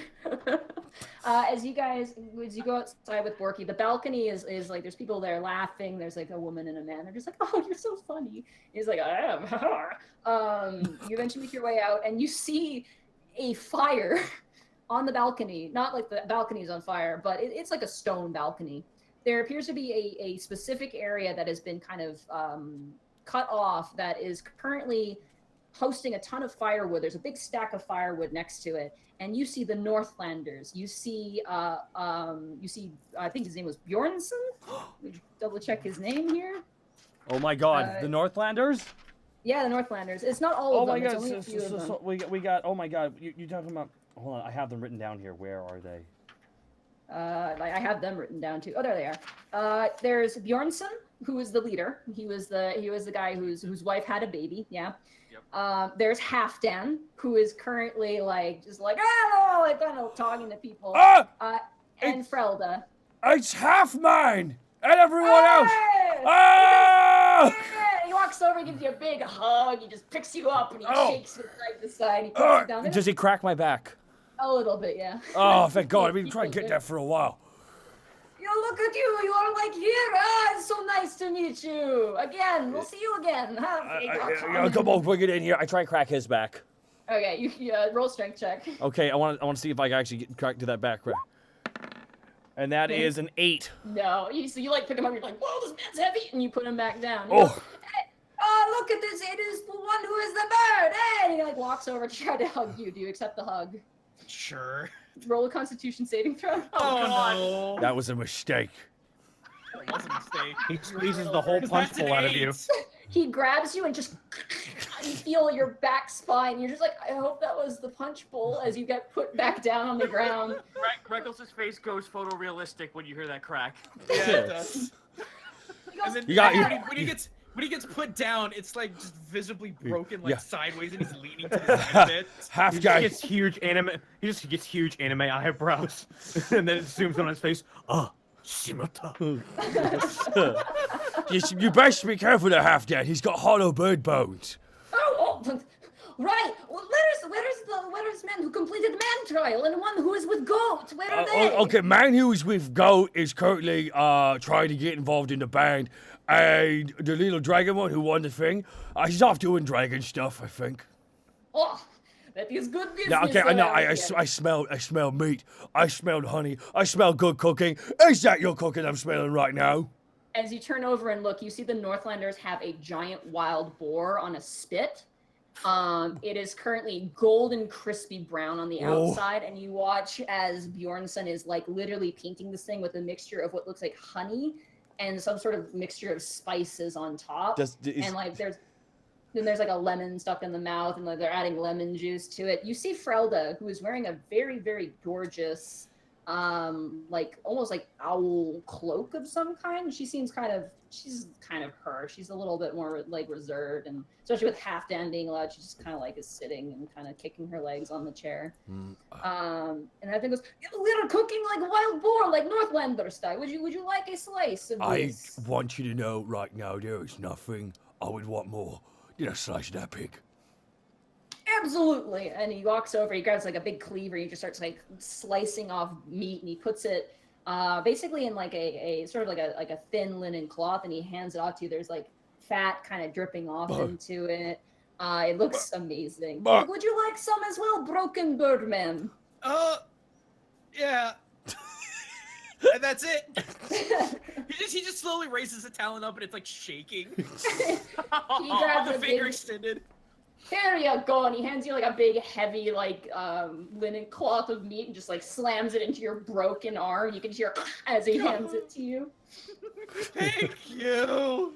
It is no problem. Halfdan will always make sure friends are fed. It is so nice to see you again. You were invited. You're super famous people. I did not know this. We are? Who said? Well, if you're here, I mean, we the Northlanders were invited because we were pioneers. We are friends of Christopher Canary. He decided to invite us to this party. I've never seen a dragon before. I'm very excited. Who's that? Christopher Canary? I don't quite know who that. Oh my god! Eye rolls back. As you bite into the boar, the top part of it is like crispy. It's crackly. And the meat inside is just tender and melt in your mouth, delicious. The Like honey his and the jaw spices. goes slack, and like he's like, who that? How dare you, T? I'm sorry. This is the Bjorn. same woman who couldn't describe how a fresh apricot tasted. Sorry. Long story for that one. As Halfdan goes to say something, Bjornson kind of goes, "Oh, that is the Christopher Canary is the one who has discovered Alabast." Christopher Canary. I'm gonna write that name. Holy shit, that's cool. Really? That's the some founder? Americana shit. The founder of Alabast? He is the one who discovered Alabast. Yeah. Oh fuck, that's cool. Christopher. Is that the Christopher Columbus joke? I'm sure it is. I don't know. I swear to God, if he's a canary Kenku, I'm gonna be so happy. We don't call it Christopher Canary Day anymore. We just call it Founders Day. That's good. That's good. Captain Canary is generally like the moment the name hits you, you remember the like Ty Borpington in particular, Borky. Captain Canary was his captain. Why, man? But he was like super high ranking. Like Ty maybe talked to him once or twice, but he's. Oh, he's kind of a big deal. I think my, you know how I told you I have that fishman, we have a fishman cook, right? Right? Sure. Alright, cool, I'm pretty sure. Did I? Anyways, we gotta cook with a fish head. I think you actually stay with him for a while. Oh, well, he is like walking around. Perhaps you can say hello, but I bet he is probably very busy. What's he look like? He has a head that is like big rim with feather coming out the back and has beard like perfect man. A perfect man beard, eh? Borky It's scout. possible. It's rumor. It's only myth. But I don't have a beard. They're talking about the perfect man here? Oh, No, perfect man Panic is beard. going away. Such wonderful humility, Panic. I'm assuming you kind of make your way back in from the Northlanders. Yeah, we do. I'm guessing Greckles is like slowly, his bones are slowly reforming. Yeah, your bones are slowly reforming. You pop your shoulder back into the socket. While he's just slowly pecking at the meat, just tick, tick, tick, tick. It's delicious. It's really good. I'm alright, Greckles. I'm so happy I saw them again. It's just such good food. I'm happy for you.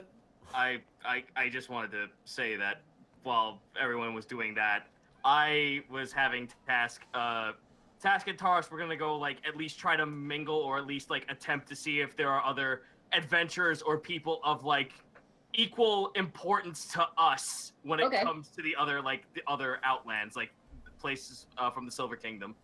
Okay. You do see Redmond Bell. As you remember, he is the ambassador, but he is currently like he's in a crowd right now, like not a massive crowd, but he's like obviously in a circle, and they're obviously having a very serious conversation. You can eavesdrop on the conversation though if you'd like. Sure thing. Perception. That one. Natural 1. There's such a murmur and like the noise, and at this point, Panic, are you getting on the stage? Zarv actually is just like. Is there sort of like a curtained off area to get onto the stage? It's like a lifted section of the floor. Like you can just step onto it. As you do approach those, Zarv is like, "Hey man, your style's good, but right now we're doing what the people here need. So if you want to be showy, I'm just saying, bro. I am a musician of many genres. Is subtlety a genre that you know?" Oh! Fuck! Let's find out. All right. Yeah. I say wearing a lion's pelt as a scarf. How dare you insult me? All right, so I'm gonna like flip switches on my guitar and like turn it down to like not distort it at all, just gentle like. Yeah, like ambient kind of deal. Yeah. You get the sense with this crowd, I don't think they'd appreciate anything too extreme right now. Ugh.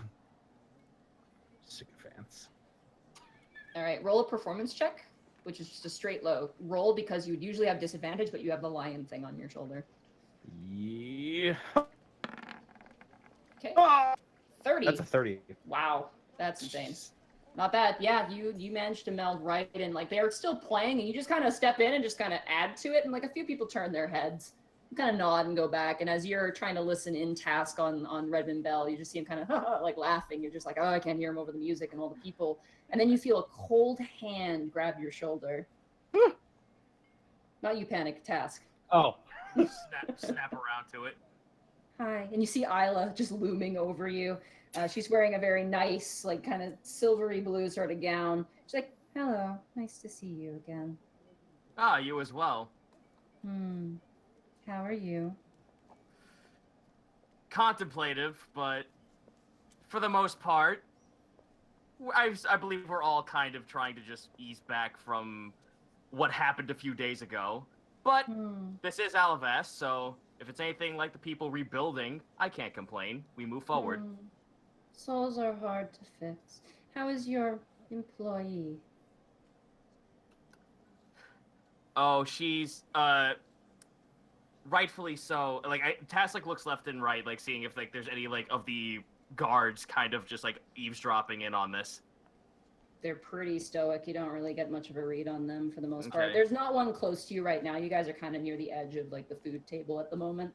If I can cut in real quick here from my now elevated view from the stage, can I see this happening? It's like half a foot. You don't have much of a view. Oh, come on. Sorry. That was the entire reason I was getting up there. Whatever. No, I'm sorry. It's short. I should have cleared that up. I'm so sorry. Oh, that's fine. I'm sorry. As Isla kind of like there's no one really directly near you, and Isla talks softly enough that you can't really notice. Additionally, she is flanked currently by 2 guards. And you never get a read on those guys either. They just seem kind of like, Okay. Well, her work ethic is still fine, but I won't lie. Tension is pretty high with a few employees. If you need any help, you can contact the Hoketh clergy. You have helped me out, I suppose. So, it's on the house. And she reaches into, like, her side, and she pulls out this wooden, almost like a talisman, with this, basically the symbol of Hoketh on it, the shovel with the wings, and she hands it to you. Tass will take it and nod to her. Well, thank you very much. I have not forgotten your offer. I was a little more preoccupied soul-searching, but I still would like to understand what my sister's magic really was, sooner or later. And I would love to, and as she goes to say something, you hear a as everyone's heads turn to the stairs, and Isla immediately, this woman does not respond very much. She immediately perks up almost. And you watch as a gnomish man walks out with this giant long trumpet, like ridiculously long. It's like dragging across the ground as he walks into the middle. He goes, announcing one of our esteemed guests and his escort, one Balfour Boughton of the leader of the Vetrion army, and his escort at the moment, and ally, Remus Corbeau. And there's kind of a low clap. And I would like to invite back Edward Bosco. Oh, you didn't tell us about this. Nope, surprise. Oh my god! Oh my god! We'll have to sync him up, but you Hey. can jump in here. While we're doing that, can we take a break real quick? Yeah, get everybody pee. Okay, good. Bosco! He talks. We're Hey, good. buddy. Hopefully. Oh, hi. Oh, Hi. boy. Oh my You pulled a god! fast one on us with magic. Surprise! I have no idea. I actually had no idea. I heard Remus. I'm like, surprised wait, you guys. wait a minute. We That's weren't supposed to have any idea. That is the point. just Borky. When Borky hears that, he's like slurping in the last of meat. We lost. Oh, someone went to go on a break. Yeah. So we need to sync you up, though. Yeah, we gotta do it. We gotta do a 1, Totally 2, fine. we gotta do a 1, 2, 3 sync once he gets back here. I'm gonna go grab some water though. But oh my Yeah. god, Edward Yeah, Bosco! Hi. Bosco! All right. I'm gonna go grab water as well. Maybe some Sure. cheese. And cheese. Ooh. Yeah, I'm gonna go grab a snack as well. Da, da, da, da, da. Well, that went over well. Mm-hmm. That was a good surprise. I'm technically not officially playing it, so I'm watching the chat go nuts, and I love it all. I hope you're enjoying Oh! that. Oh Oh, yeah, my- probate just. Oh slammed up my god! Oh, I'm. Probate with 100,000 bits! Kept you waiting, huh? What? What?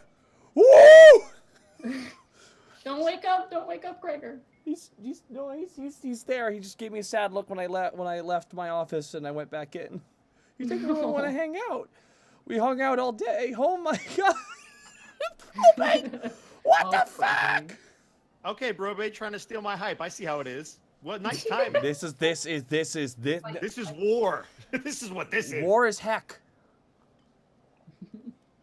Oh my god, Probate though. Seriously, dude. Thank you so much. Oh, Dude, that is pretty freaking cool. My good. That's two. Wait, so Monday he did it too. Like, yes, he good did. grief. Yes, good grief indeed. Yada yada. Yada Is yada. everybody back yet, or are we still waiting for someone? I got it. Nah. Bowie, did you get your water, Kurt? I got my water. I'm waiting for Snack to get I back. have water as well. I return. We're waiting on The Snake. snack. The snack. Where is the where Snake, What is the snack. snack? Oh my lord. But seriously, Probate, thank you so much for the 100,000 bits. Oh, Jesus, I just saw that number now. I get to eat. Yeah, you Hooray! I mean, you Hooray! Monty gets food, and you it's not pay- gonna be ramen noodles. you paid for Monty's food while she's visiting. Oh my lord. Well, I don't eat that much. Come on. No, it's true. You eat like a bird. I do. Back card 20, thank you for the 500 bits. Bosco!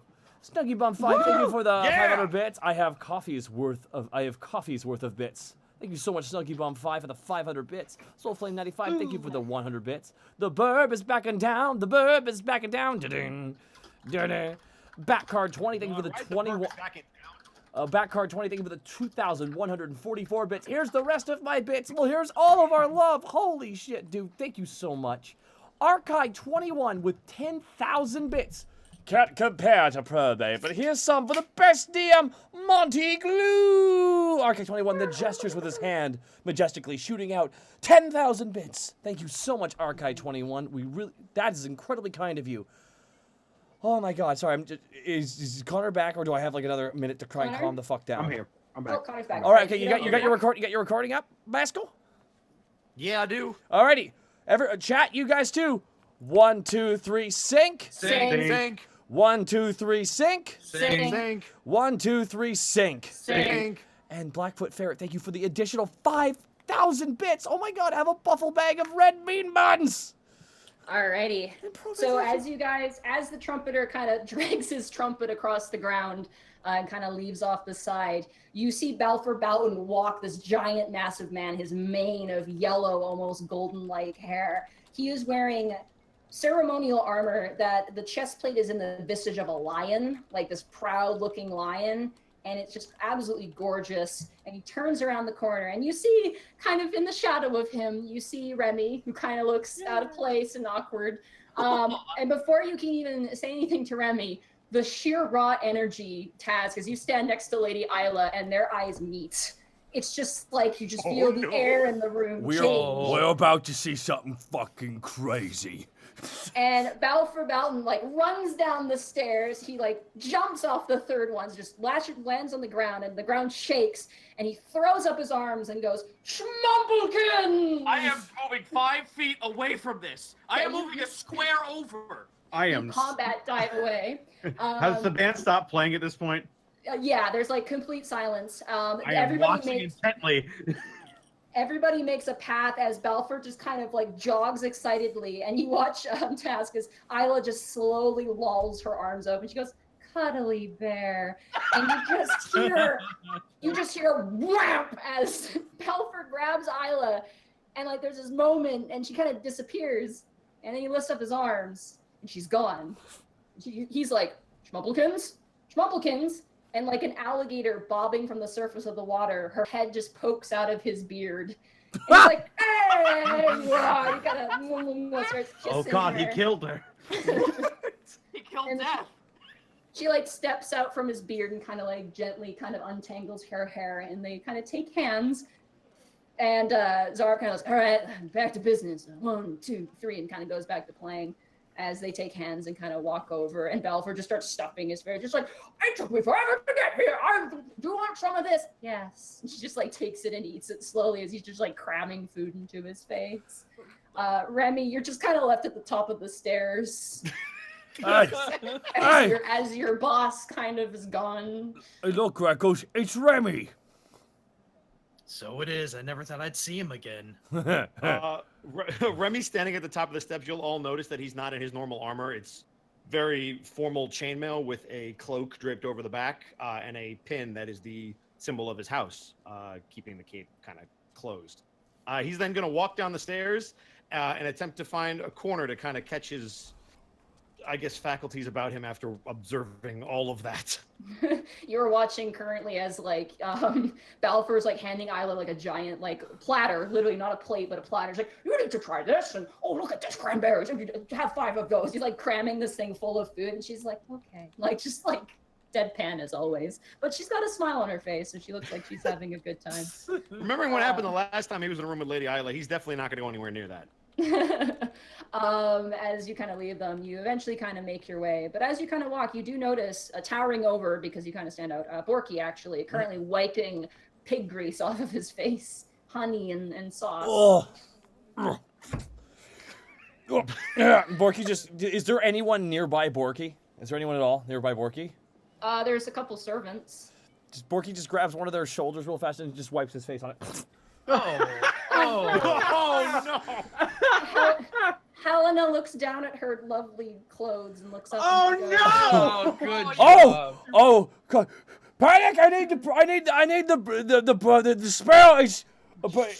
I need impregnation, whatever it's called. Helena just kind of embarrassed, kind of runs off to one of the doors that leads, you assume, to the kitchen. She kind of disappears. Oh my! Borky runs to find Panic, leaving. Do I see this go down? I Yeah, know you we're in see different- that go down. Borky runs to find Panic, leaving poor. I'm up Greckles. on the stage. Yeah, he's performing right now. Did I see him just wipe his face on a dignitary's sleeve? Yeah, you watched him lift up a girl, wipe his face on her like a napkin, and put her back down, and she just Okay. ran into the kitchen.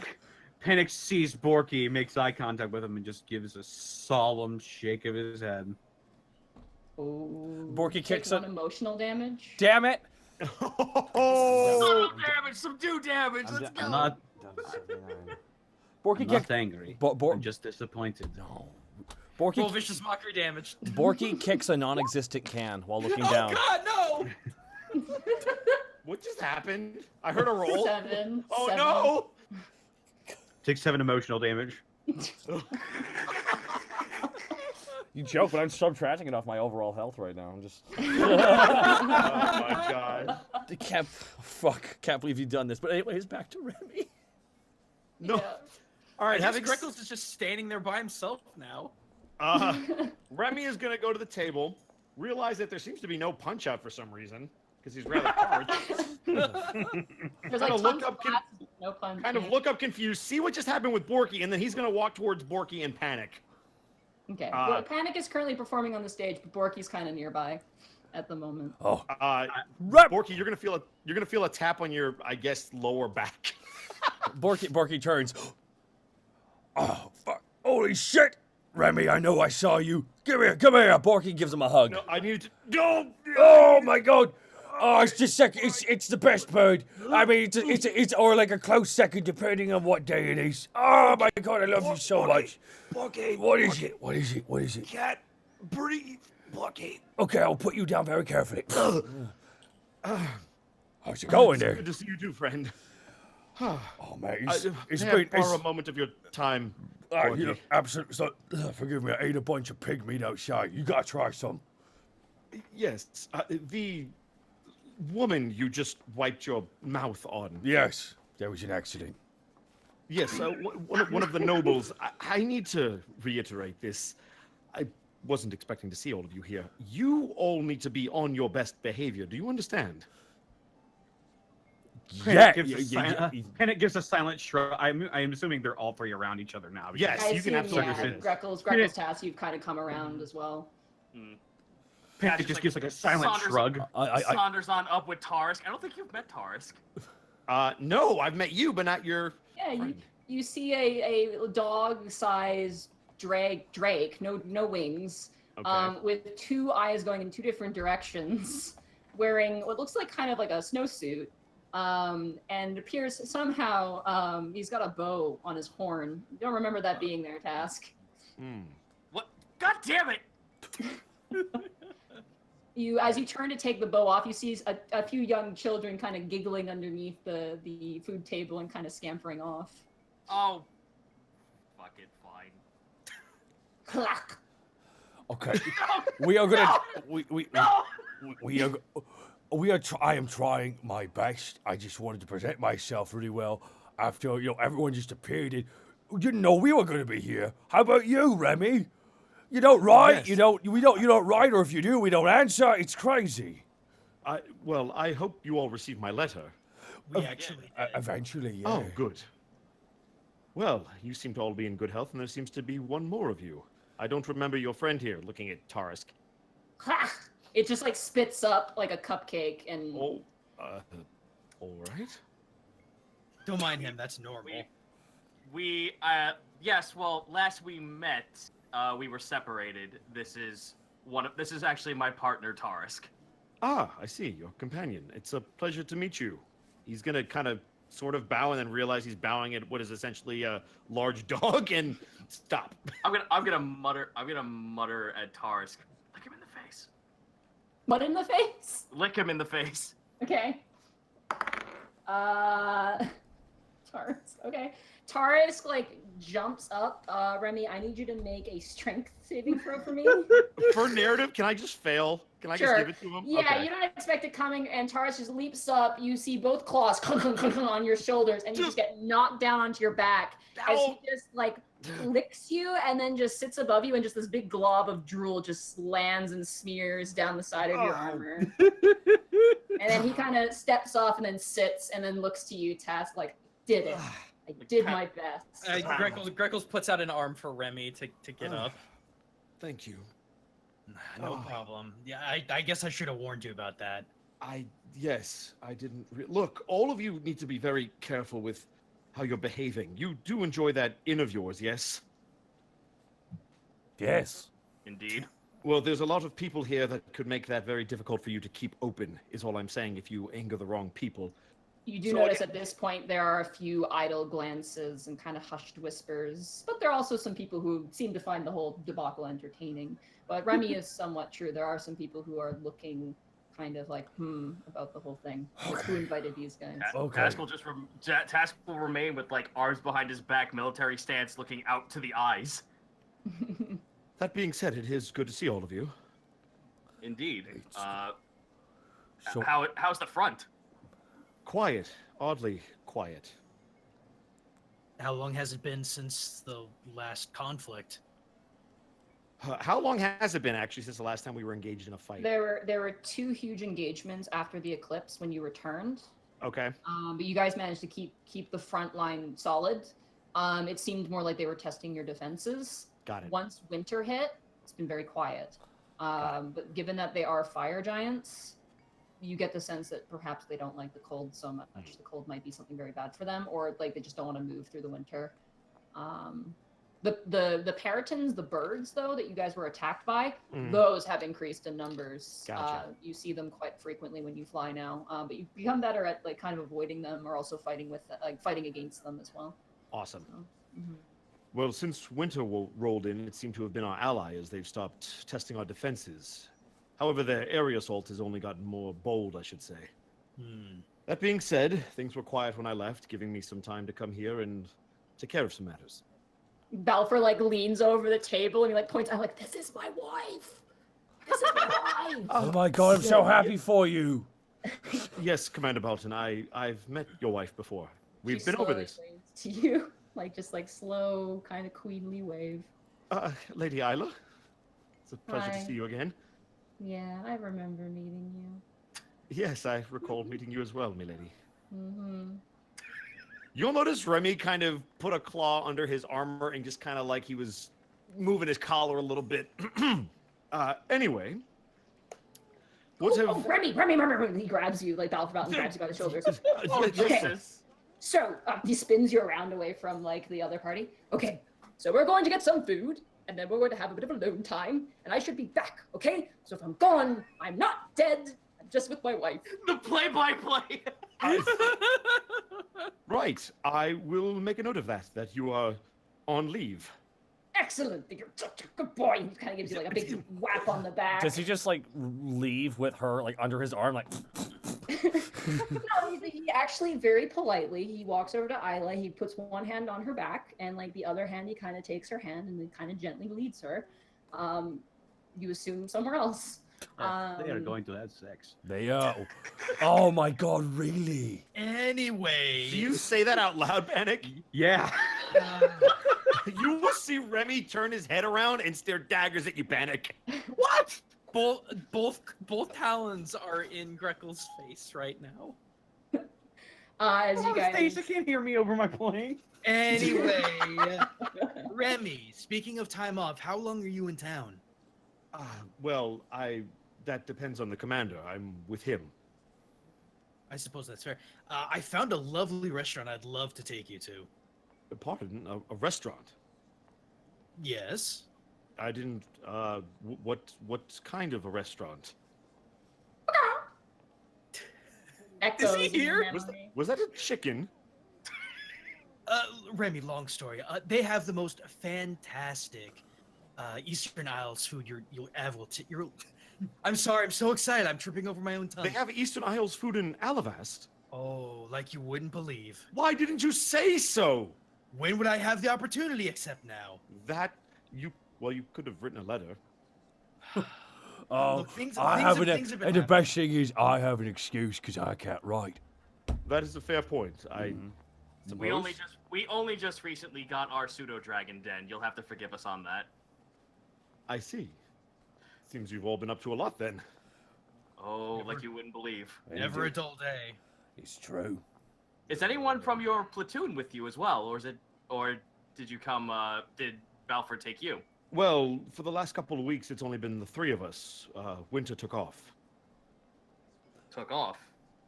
Yes, about 2 days after I got back to the front with the trebuchets and the siege weapons, we got word of the cultists to the north. I'm sure you've heard of them all. I mentioned them in my letter. Winter was a bit worried, and a day later she left with her griffin. She typically does that, but I'm slightly concerned this time, but I trust that she'll come back. She normally does. Does she go AWOL often? She typically goes off on her own, yes. I wouldn't say AWOL, quite so. Alright. Well, Task is a little sullen at that. Concerning, but if you say she's up to the task, then by all means, I'll believe you on that. I mean, obviously, if you happen to see her anywhere, I would love an update, but I assume she'll be back at the front shortly. Yes, let's hope that's the case.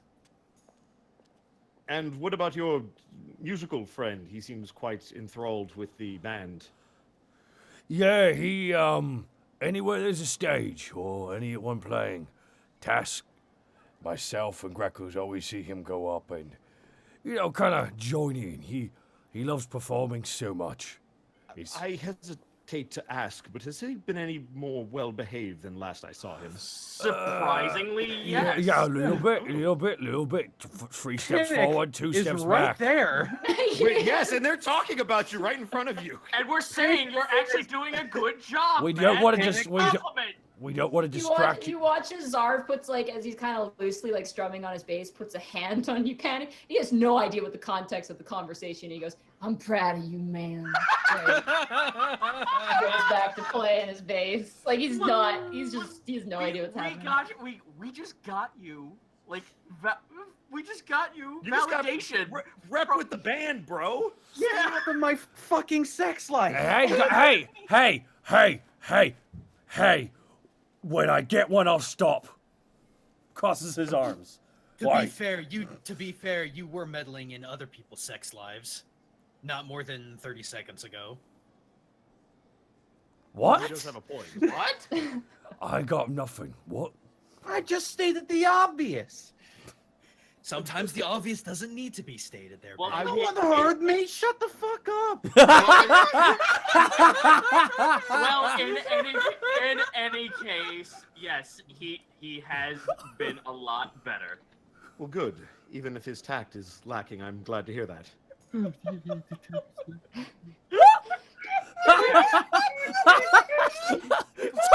Shut the fuck up, Crickles. It's just... Greggles is stifling laughter like you wouldn't believe. No, we're just straight up laughing right now. Yeah, right? The gnomish trumpeter lifts up this massive trumpet. He's like extending his arms all the way as he's like almost staggering to not fall down the stairs as he plays it. Announcing the next special guest of Brock Bronzefang and his company, Solyandris. Oh boy, more people we know. Greggles immediately turns around. Okay. Remy will also turn around. You watch as from one side of the stairs, Brock Bronzefang walks out wearing gorgeous, shining armor, sword at his side, cape as well, red cape, which as you see him kind of turn, has a yellow symbol of Avon on it, and kind of walking down, clutching crossed-armed, a parcel in her arms, you see Solly, and because Mr. Jack Kaiser is amazing, he did this. Yeah, let's go. Oh my goodness, what do we got here? Oh wow! Oh, That is wow. Oh dope. wow! What are That's we? gorgeous. What are we seeing right now? You watch as Solly is wearing this absolutely gorgeous, intricate, reddened armor that features many symbols of Orn, the god of the sun, a golden mace at her side, and yellow capes, almost like sunlight themselves, as she slowly, cautiously kind of makes their way. And as they do, as the band does keep playing, there is kind of some murmurs amongst the crowd and kind of just like, she's actually coming out publicly. I didn't hear about that. You think he forced her to? I don't know. I don't know. They're kind of all muttering to each other as Solly and Bork Bork politely bows to the I don't know what the term is for them, the people with the big horns that are criers. Oh yeah, criers. Criers. Yeah, the crier kind of is just like, you're welcome. And Brooke kind of like takes Solly's hand and kind of just bows, and Solly's like, oh, kind of bows too. Kind of, she looks really like kind of like stiff and not really 100% certain. And knowing her, there's a lot of people staring at her, so she's kind of just avoiding eye contact at the moment as they slowly descend down the stairs. And immediately Bork, just to the nearest person, just, oh, how are you doing? Blah blah blah. And they start to kind of schmooze. As Solly just kind of stands there at his side with the parcel in his I am hand. stealthing my way over there. Remy is also going to make his way over very cordially without stealthing. Okay. As it's Remy, you're pointing. just like, wait a moment, and you make your way. Greckles, as you make your way through... Ooh, that was really loud. I'm so sorry. No, she doesn't notice you. And let's see if Bork is. I'm going to give him disadvantage because he's talking. That's a natural one. See how he immediately fails. I don't want to like scare. I don't want to scare them. I just want to. As you're kind of making your way up, you hear Bork say, yeah, Not even a blue bird could ruin my night right now. Okay. Wow. I'm just Wow, joking. He I'm- doesn't actually okay. say that, but Okay. it's a natural Yes. one, so I thought I'd make it funny. No. I just want to appear as if I'm like just kind of standing respectfully not next to them, but just in their general presence. Would you be okay with standing next to Remy, as Remy is also kind of approaching? Sure. Wow. Well, I'm trying to. Wow, I'm trying- this trying to be is surprised. awkward. This is Okay. awkward for Greckles. It really is. Shut up. This is about to get real awkward. Greckles, you do walk up and you get right behind Solly, who doesn't seem to notice you at all. Jesus. I'm gonna do a thing. I'm gonna pluck one of my feathers because they have been growing back. And is she talking with anyone? No, Or- she seems to be just kind of listening to the conversation. I want to take that feather and just like sneak it around her side and up to her face. Okay, sleight of hand check. Hell yeah, and I'm wearing them gloves. Let's see here. There's like the character sheets got smaller. I noticed. They updated them, so there might have Yeah, been there some was an changes. update. That's a Oh. 27. 27, yeah. It's not gonna, yeah, 5. Yeah, no, not happening. She's like, and she kind of turns. She goes, oh, Greckles. Sorry, I can't help myself sometimes. Oh, I'm so glad you got my invitation. This really is quite swanky. I'm very happy you invited us. I'm glad you came. And look at you. You look fantastic. Oh, Holy thank- cow. Thank you. This is Hammernar's work. We worked on it together, actually. Interesting. Brooke wanted me to wear a dress, and Brooke at this point actually still hasn't noticed you. Natural one. He's just like, yeah, of course we've got this new thing we're doing, and blah blah. He doesn't even notice you at all. She goes, Okay. Brooke was insistent I wear a dress, but she kind of shakes her head like, no. Do you Well- mind if I get in on this as well? Like, Sure, yeah, you guys can just walk up. They're just talking, and Brooke is really distracted, so you guys can. Borky turns to Panic real fast. Do you want to go say hi to Sully, or do you want to keep playing music?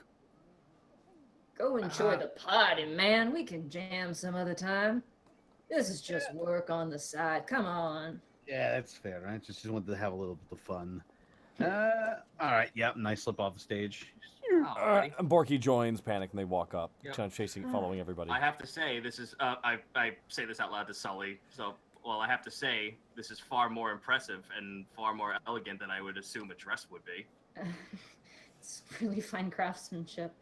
It's a nice replacement too. It functions really well. I It do looks, miss- it looks quite well on you. Thank you. And your helmet looks great on you as well. It looks interesting because you have one shoulder pad. I too like to live dangerously. Thank you, Porky. So how have things been?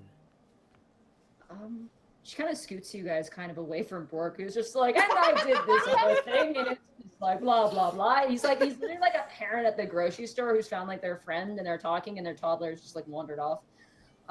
She kind of goes, Greckles, if I have to be honest with you, I had a dream. What kind of dream? Uh-oh. He came back. Oh. Oh, fuck! Not him. She like looks to you, like sees your concerns, like, no, not him. Oh, God! Oh my know. god, are you serious? Rumvold's back? I don't know who that is. Don't worry. Don't listen to him. What, did he say anything?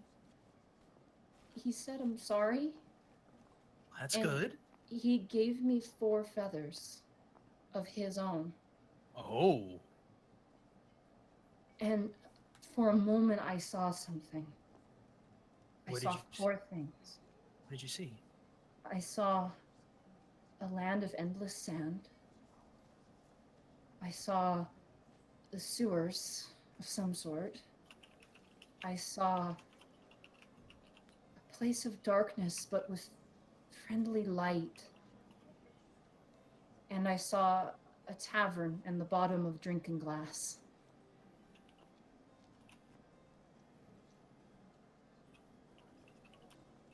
Sorry, I have to get all that down. Yeah. Yeah. Just was that everything? That was Anything all. else? No. Do you I think it's don't- some kind of premonition? I don't know what it is, and even if I did, what can I do from here? I suppose that's true, but I mean, theoretically speaking, at least you're safe. I am. I'm a bit nervous though. And she kind of like clutches the brown package in her hand. Tass just like smirks and looks up at her. Well, you don't need to worry that much after what we've all been through and after apologizing and coming about as friends again. What could we not handle? Thank you.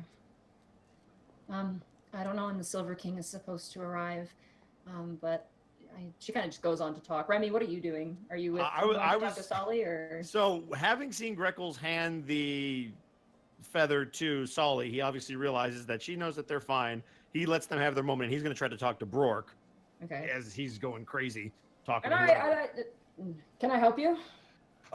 Brork, Remus Corbeau.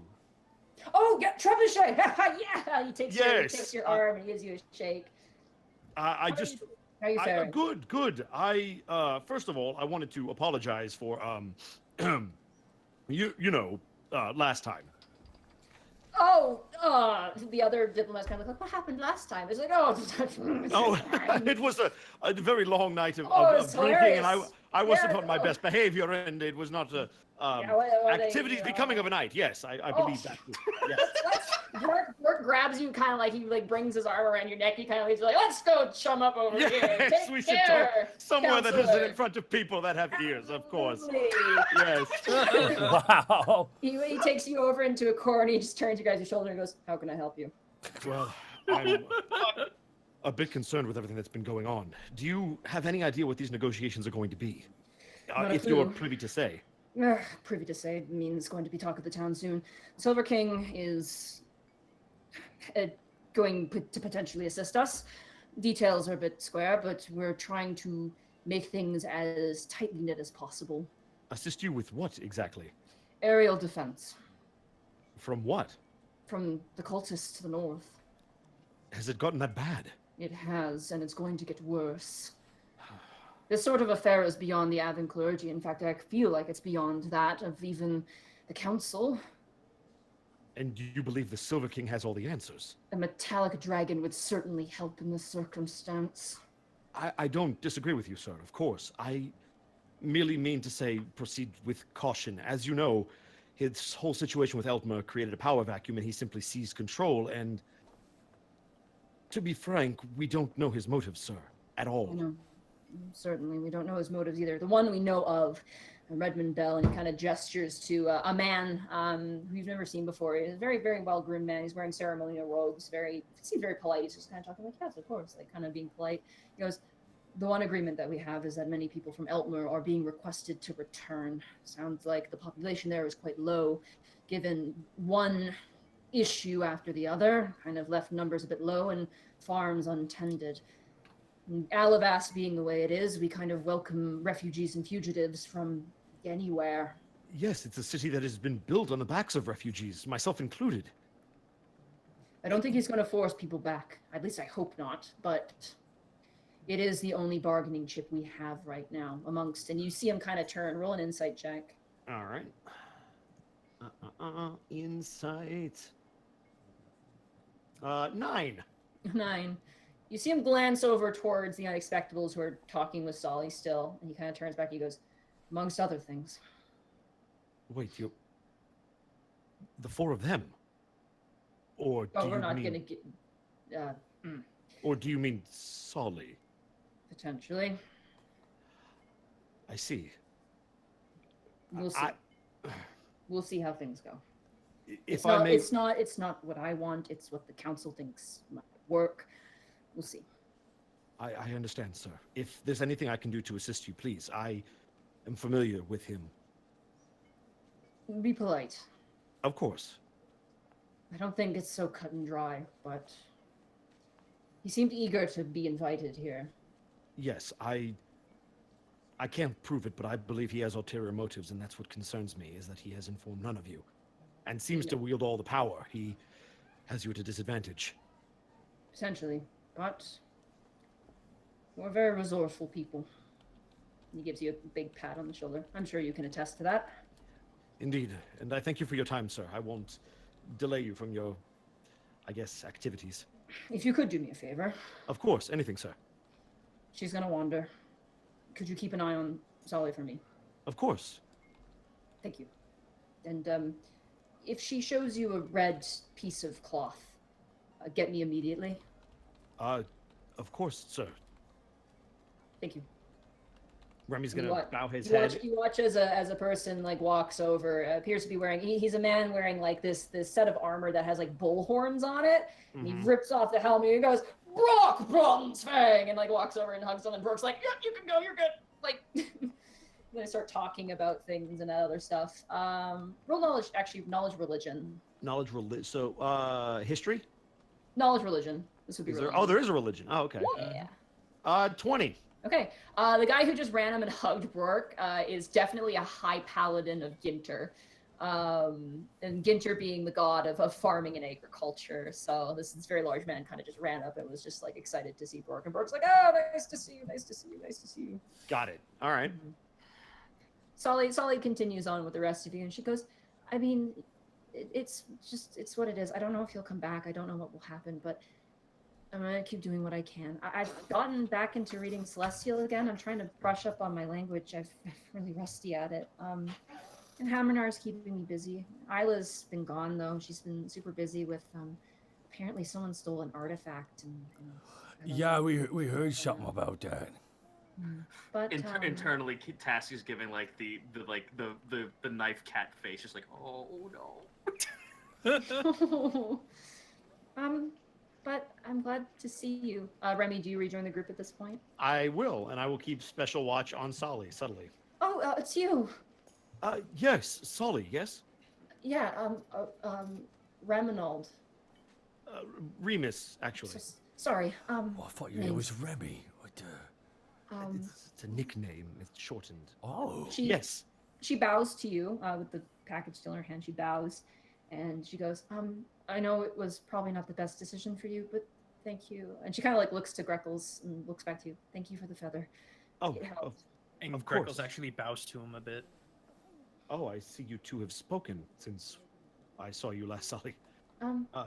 It was nothing. I just wanted to, well, alert you that your friends were still alive. They seem to care about you. Well, and I owe you one for that. You don't owe me a thing, Greckles. Trust me. Well, it's nice to see you all again, and I'm really glad to have guests here that are familiar. I don't have a lot of friends, but you guys kind of count.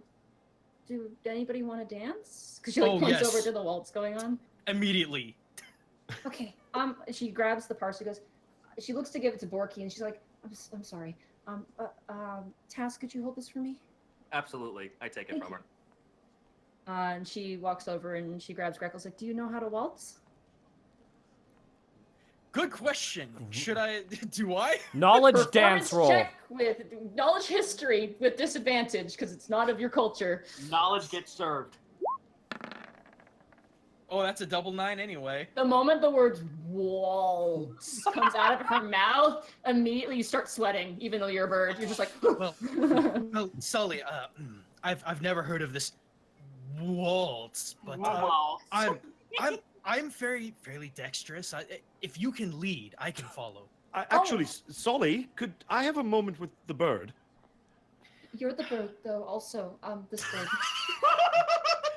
You're going to kiss him randomly again, aren't you? Borky just sips on a cuppy straw. Maybe. Greckles is Maybe. actually Greckles is kind of furrowing his eyebrows a little bit because everyone fucking calls him Bird.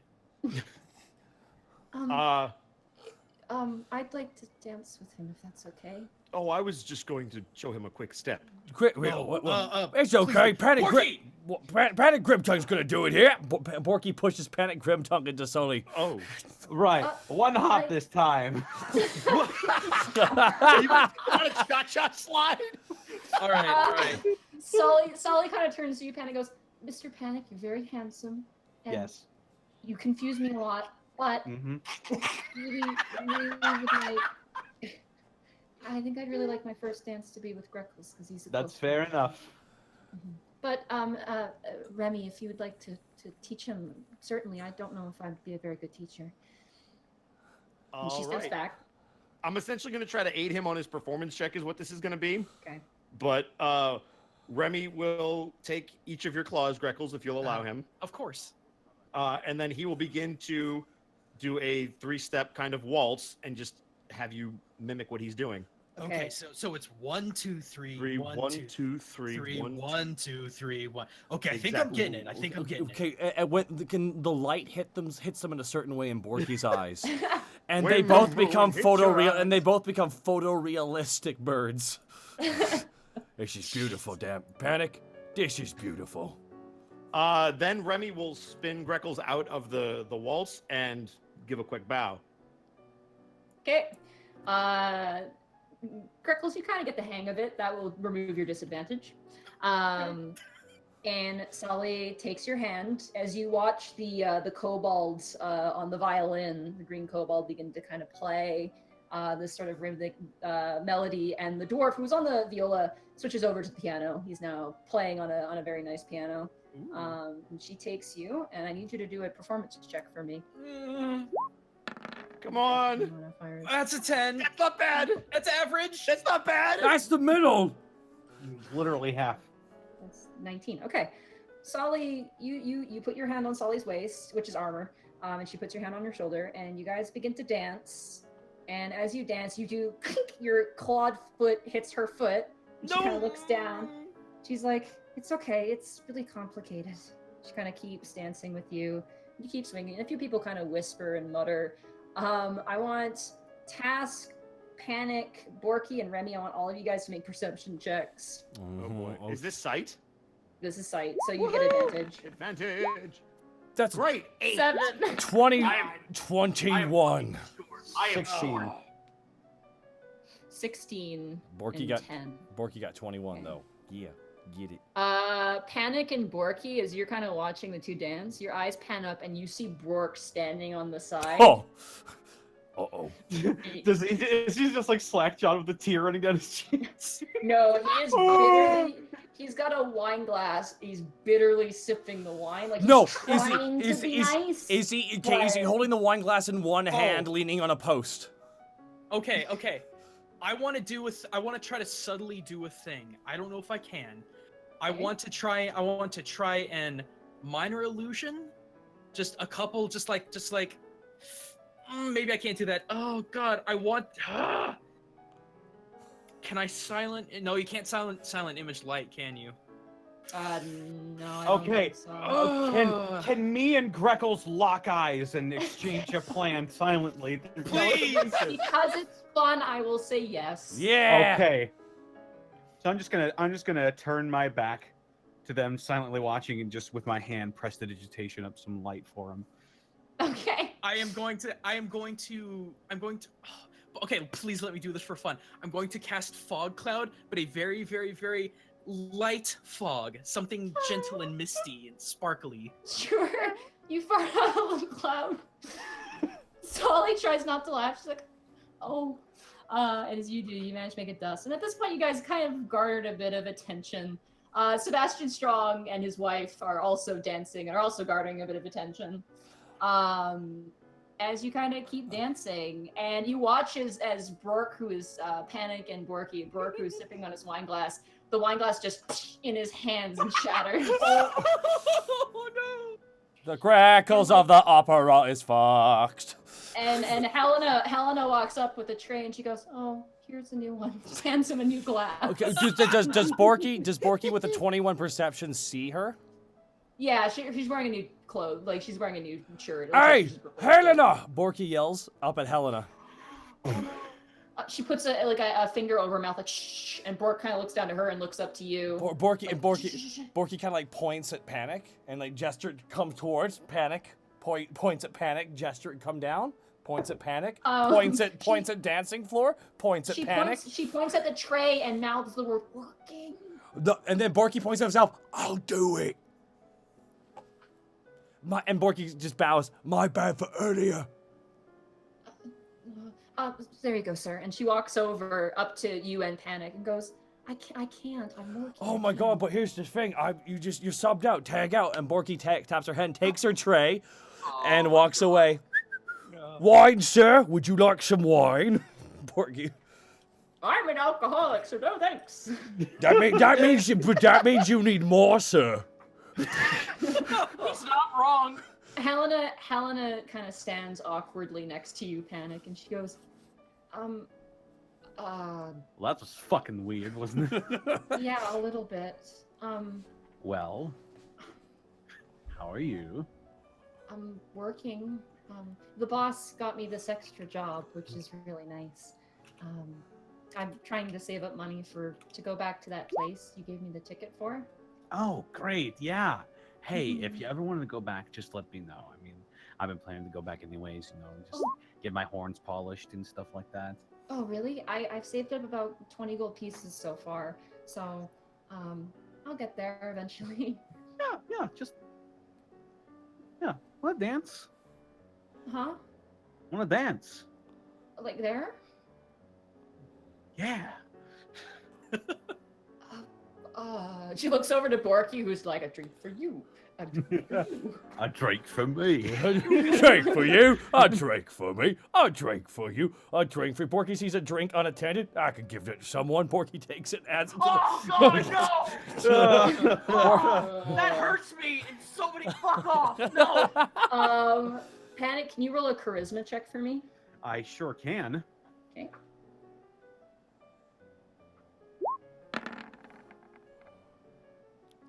Hold that 21. one on the other side. Ooh. It's a good thing I'm so charismatic. Yeah. Helena, you roll an insight on Helena. 14. Okay. Oh, 2 11s. Come on, girl. You get the sense that she like reaches out her hand, but there's a hesitation. Like she's not all the way there yet. She just kind of takes your hand. She goes, "Sure, it'll be fun."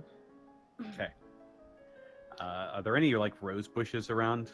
Yep, there's tons of like ornamental Mage hand one of those bitches into my mouth. Yeah! Helena kind of actually visibly kind of gets a little bit like, okay. Look, this is just what people do. Is it? Is this a tiefling thing? I don't know. Oh, okay. She takes your hands. You guys begin to dance. Greckles, as you guys are I need to dancing, do a thing before What do you wanna anything else do? happens. I'm going to cast Silent Image, and Okay. what I'm going to have happen is that while we're dancing, there's a slow illumination as the illusion comes in, and around Sully, just this vibrant golden yellow bird, and this is a 15-foot cube.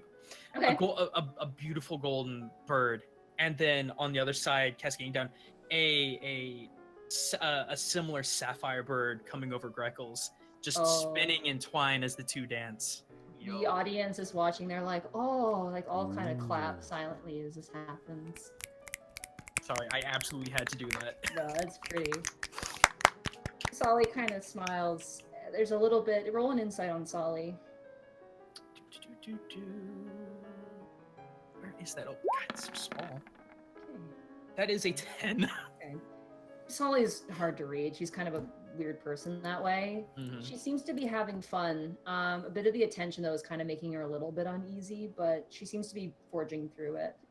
But she seems to be having fun, and she was nervous before. You assume about potentially meeting the Silver King. It seems to be gone now. She seems to be kind of focused on what's happening. Cool. Panic, as you dance with Helena, I need you to make a performance check, and that your cloak will not help you with this because it is fine. specific. Yeah, she's gonna try. Not bad. Okay. That's average. 18. Oh, that nat one on the other side. With again. another nat one. Oh my God, fate is just like. I see you. I see you on the horizon. As you dance with Helena, she's not bad. You get the sense that she kind of learned this just by second hand. And she kind of dances, and there's a moment where she's like, I shouldn't be doing this. Is it because you got the job to do, or is it because I'm a tiefling? I was supposed to marry someone else.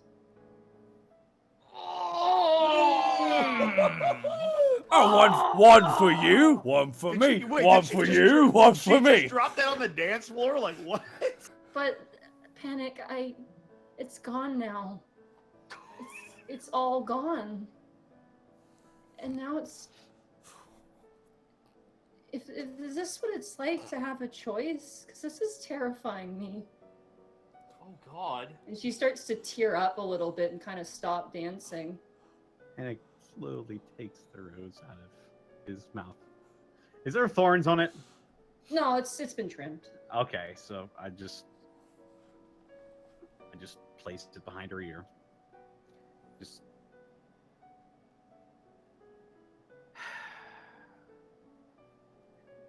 I don't know what it was like, but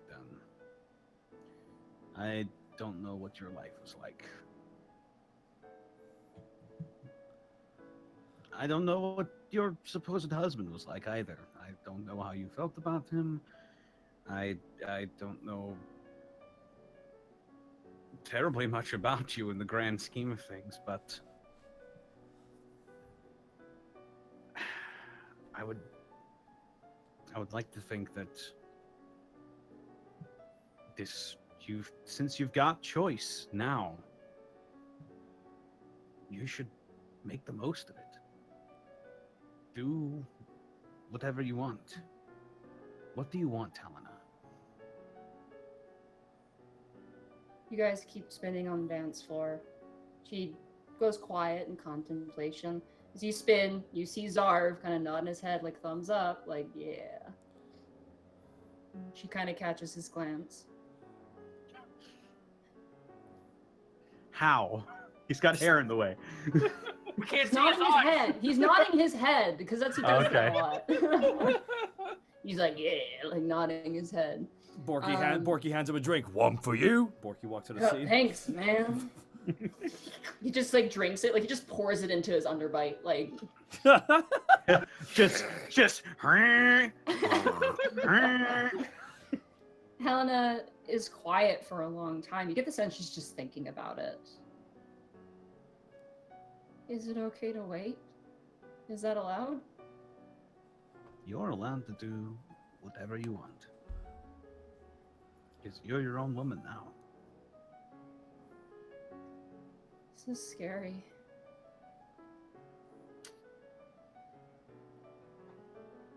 But it's fun. Yeah. Yeah, it is. And as the ball proceeds, you guys continue to dance till eventually the song ends. And there's a light clapping as the display kind of ends. Greckles Solly kind of pulls away and she goes, "That was really fun, thank you." That was a lot of fun. You just hear clank, clank, clank, clank, clank, clank, clank, shove, clank, clank, clank, clank, clank. "Sully, how are you doing? Would you like some wine?" Brooke is standing right there. Hey, Monty, do we all Yeah? see this? Can I roll an inside check if we all see this? Yeah. Yeah, I want to insight this boy really bad. Nat 20, give me Oh that! God, that is I got a 14. All right. Greckles, let me just roll for him. Ooh, yeah, no Task, Greckles. task. You ain't getting away from me, Brooke. I see you, fam. Greckles, you're just like, oh, Brooke. Task, you're like, Brooke's a loser. Just like... Accurate. Remy, you get the sense that Brooke is probably a little bit envious, but more importantly, you think he is kind of concerned for her. Given noticing her coming down the stairs, like having people look at her seems to, you assume, bother her. And in that sense, in a way, it almost bothers Brooke too, because he knows it's a problem. So it's a little envious of Greckles, but not in a way that's like I'm trying to compete with you. He's more just concerned for her well-being, you would say? Half and half. It's sort of like, why can Greckles like put her in this position and I can't? And also, like, duh, are you okay? Like, is this okay for you? Sort of. Gotcha. Deal. Yeah. Okay, good. I'll make note of that. Solly kind of looks and goes, "I'm too young to drink right now." He goes, "Oh, right, sorry. You can have a sip. I'm sure that's fine." Come on, it's a special event. It's fine. Solly's just like, "No, I'm good." So are you okay? Yeah, I'm actually fine. Okay. This is fine. You know, everyone's doing their own thing now. I didn't think about it too much, so. You kind of have to not. This was actually my first time as well.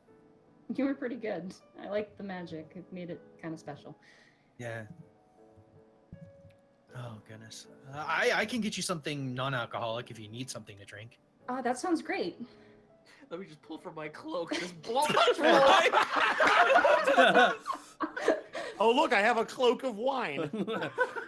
A whole cloak of One it. wine. As you take her over to get a drink, Helena steps away from you, Panic, and she goes, I need to get back to work. It's fine, but I'd like you to know something. Okay. I know you're scared with your newfound freedom. You don't have anyone telling you what to do or telling you what you can do. But that's the beauty of freedom. You can decide for yourself who and what you want to be. No one can tell you otherwise. Remember that. Cut loose if you want to. Do anything you want. You're your own woman. She reaches up and she hugs you. Oh, Aw. that's nice. Thanks. She kind of pats the side of your shoulders. Also, you might want to take the lion off. It doesn't suit you. I fed the whole tent town with this thing. See you around, Panic. See you later, Helena. Borky, can I have my tray back, please? Put that down. She runs over to you, Borky. She's just got 4 Forky, give glasses. her her tray back. No, it's Wait. mine now. Forky, give her her tray back. Wait. Give me one, and then give her. A tray Okay, fine. I'll give 1 for you, 2 for me, tray for you. Have a good day. back. Right. It's I half take drunk. I take like 3. Okay. You guys stand up top and you hear as you look up and you see a different gnome this time. Every single time it's a different gnome. Once again with a long, long horn, he goes, now announcing Hammernar! That's his name. Woo! Oh, now it's awkward for you, Panic. These Nudge, boys nudge. Get 5 copper an hour. He walks away, and like all the audience is just like, what the heck was with that announcement? Hammernar comes around the corner. He is wearing pretty refined short, kind of open, like triangle wide in the front, hair kind of done with a small ponytail in the back. He kind of strides down. He is looking fine. He is actually looking groomed, which is very good for him. Sort of has that tired expression. He kind of makes his way down. And the moment he reaches the bottom of the stairs, like 5 dwarves are already around him, and you can just see him going, oh my god. Just a huddle, just like. Here's the whale for you, Hammernar. Here you go. Here's the finest wine, Hammernar. And he's just like, Ah, fuck! I like building things. I'll bring things too, there, lad. and he's like, yeah, no, wait a minute. I got something I gotta do. Walks over. Solly! Oh, Hammernar, hi. How's the armor? I think it's good. I think it's working well. Cool. Hey, Panic. Hello. How are you doing? I'm doing quite well. Where's your wife? I've never met her. Does she? Borky nods with some wine. Interesting. Bork kind of lumbers over and he goes, yes, that is true. Hammernar's wife is kind of an enigma, to She's in say the Canada. least. Fantasy Canada. His wife is Jeff Hardy? What? 3 people get that joke. Yeah, so if you want to dance, we can dance if you'd like. Leave your friends If behind. you want to, you can leave your life behind. Because if my life... She don't dance. If she don't dance, well, she's no wife of mine. No, she's still my wife, like, regardless. But... Yes. A, F. Oh my god, this is fucking weird. Turns down to you, Tess. Yeah, I know. My life is pretty strange. It's fine. Life is it's strange with Hammernar. Warm bloods are all fucking. You warm bloods are all fucking strange, man. Yeah, we sure are. Task, do you Alright, think anyone will ever want to dance with us, Task? No, Borky, I don't want that. Okay, that was your chance. You jump in and say you want to dance with me, but fine. Also, Tarisk looks to you, Task, with sparkly eyes. Like, please. Bonte, get out of my animal companion's eyes. Get out of here, GMs. Flee. No, Escape. he's looking at They're you. getting He's wider. looking at you. Looks like the pupils are expanding. They're getting larger as he looks from you to the dance floor, you to the dance floor. Oh fuck! This just turned into Alabaster Got Talent. Hammerdar kind of takes you, Penny goes, come on, let's get a dance in before the main company arrives. Hang on. Yeah. Okay. Also, what the hell are you wearing around your, like, what is that? Oh, this is a lion I killed. That's pretty cool, but Yeah. not like that, no. I had to figure out something. Did you, though? Good. Yes. Tonight. He kind of, like, gives you this smirk and leads you forward. Remy, just to double check, do you speak Dwarven or read Dwarven at all? I don't believe I do. No. Okay, just want to double check. He's got tattoos that you can read if you can read Dwarven. Darn. I Fuck, mean, is everyone on my dick tonight? And not oh in no, the wait a good second. way. I'll write it on my sheet now, and then it'll work. Here we go. Yeah, sure. It's almost like Panic's the bard. I thought he was the tank. It's almost Bork actually walks up to Solly and is just like, Solly, would you like to dance? And Solly kind of looks to you, Greckles, and he goes, yeah, let's dance, Bork. Be fun. She kinda Go have smiles fun, to you. guys. Remy, do you want to dance with anyone?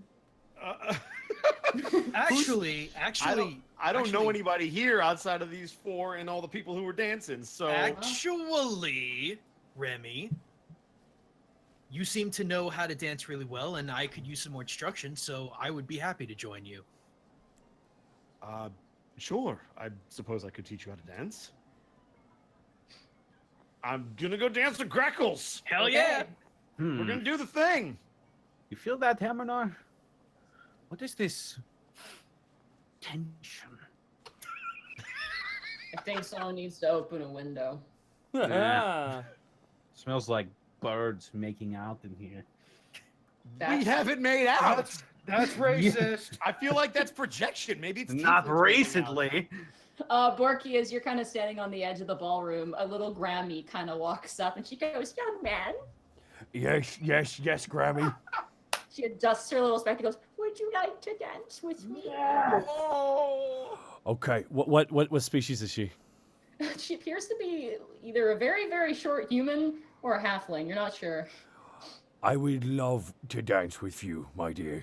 Oh, wonderful. You look just like my grandson. She kind of reaches He out. must be very big and green, then. And you must be blind. She He's walks missing you out. going really hard. As you guys walk out into the dance floor. Okay, I start like just I literally got I'm T-Rex arming and just bobbing them up and down a little bit with her. All right. Yes. Perfect. Oh, here we go. You guys spin around. I want. We'll start first. Task and Tarisk roll performance checks. I didn't agree to this, but okay. Taurus has literally got you by the hand and is dragging you into the dance floor. Oh my god, he does have sentient. Where were you in the fucking battlefield with the sentient? Performance. Yeah, performance. This probably won't be too stellar. Oh god damn it! Oh wow, yeah, you rolled weight plus. Oh, where's his sheet? Oh no, he's dancing like a white guy. Ooh. What's a white guy? Ooh, that's a -2 to his charisma. That's a 4. Oh no! He like bobs side to side, like his head is just kind of bobbing side to side, and you're just kind of like doing some weird arm thing, like you're out of like a nightclub and you don't know what you're doing, but it seems to be working and no one's looking, so that's good. Thank God. Imagine Borky's doing like the PlayStation home dance. Fine, fuck it. You know what, Mike? You know what? Tar's just happy. Fuck it. It's Yeah, he seems pretty happy. Borky, I need you to roll a performance check, and I'll roll a performance check for Granny. Here we go. I'm doing a chicken dance. Ooh, That's a Grammy. 3. 3, as you're kind of being danced around, Grammy takes full control of the situation. She got a 19. And she just starts spinning you around and like making Grammy is breakdancing right this fucking second. she she dips you, and you have incredible weight, and you're just like, how? And she dips you and kind of pushes you up, and she's like, come on, drink what your mother gave ya, and your father too, and whoever else you know. And she kind of just like jams out. Monty, I have a quick question. Is this Yeah. the same Grammy from the Opera House way It back does when? appear to be, yeah. Why, I remember you from the Opera House, ma'am. From with your sweetie pie. Hey, Grammy, thanks for the coat. Yeah, no problem, young person. Panic, I want you to roll as you dance with Hammer, who, by the way, is 100% leading at this point. Oh, yeah? Like, he is having... Check let's- this out. 29. Oh, he actually didn't roll that well. Shoot, this is my, like, 5th 3 of the night. No, so yeah, he's, like, leading you, but then you're just, like, you take it and you start doing, like, tango dancing, and he's just like, well, shit. Like, you're just kind of leading him. Remy and Greckles, as you guys are dancing. Let's do it. Fandango theme starts playing. That's a 13. 13. 16. I'll take it. Okay, you guys do some kind of intricate sort of like kenku sort of moves. You kind of like foof the feathers up a couple moments and kind of samba it up a little bit. And overall, it's a very, very pleasant sort of little dance there. Yeah. And as you guys, the music does come to a close. You hear a kind of a hush begin as like like Sebastian Strong is like eating crackers. He's like, he stops. Those were yeah, crisp. eating Those crackers was with fancy cheese. those was crispy crackers too. And you in the Ritz. I'm sorry. Grammy just kind of pats you on the knee, Bork. He goes, "That was fun. I'm going to go over here now." You're frighteningly strong, ma'am. Anytime you want to dance, hit me up. Fucking like Yoda flips off walls and shit away. As you guys all kind of like separate from each other, Solly kind of looks over, and one of the butlers who is holding her package kind of hands it to her, and she takes it. And you watch as I was holding her package. Yeah, you handed it off to someone though because you were dancing. So Okay. the snake really. God damn it. And you watch as kind of a hush and murmur kind of comes over the crowd as the final crier walks out to the stairs. And everyone immediately just kind of like adjusts themselves, and Bork kind of quickly just fogs and kind of shines his armor. Solly looks now, the nerves that went away have all come back. And she's kind of actually almost shaking in her armor. You can hear her arm kind of clink, clink, clink, clink. Hammerdar's kind of got like his hand on his waist and is like leaning up against the table. He doesn't care. And you watch as the crier stands in the middle and announcing our grand guest and guest of honor, the one, the only, Silver King. And you watch as there's kind of like a gentle clapping over the room. And you watch as not a dragon, but a man comes striding down the stairs. So that's what he is. Already swirling a glass of wine. As he makes his way down, you see this man. Oh, here we go. Official art. Yeah. Come on. Get the wiki ready. Yeah, seriously. And here we. Oh. This okay. man. He kind of strides with confidence, but he also bows to the crowd and he goes, "Thank you very much." And he walks forward, and that is where we're going to end the session. Of this night. It's go time! And Remy just with two swords. Basically. I can't believe we met White Ganon. I was just thinking White Ganon! All right, okay. Thank you, Austin, for a good time. Thank you, Thanks, Austin. Austin. Thank you, Austin. That was good. Oh my goodness! Holy hell! What a session! Oh my god! I was so excited for this one. Oh my god. I was on Props. fucking fire tonight. 54. 54. Nadine, this is you were on fire, jumping around everywhere. Like Oh. The Silver King is here. Yeah. you kept Bosco showing up under your hat. You didn't tell any of us. No. Yeah. Why would she tell you? Does that mean he's coming back next time? Yep. I mean, I'm kind of here until you're done with me. No, And you then see, Lanny's coming in as well, and then everybody where's, is coming in. I was gonna say, where's Jigsby? You better be announcing him next. Wow, okay, I guess I'm just chopped liver now. Not quite. I'm next to what, Lily? Just pushing You're not back. shoplifting. Would Yeah, you appreciate what you have? This greatness in front of you, you son of a bitch. You're not shoplifter, you're poultry. Just let's Shut up. just go all the way. Hey. Let's just fly all the way over to fucking like London and just go, Limes, get in here. Can you imagine if Log did show up to this? Hooray! Everyone loves each other. I don't have my king. Quick, Log, use detect good and evil. Oh, the Silver King's evil as shit. I know it! Aha! Aha! Just gestured him.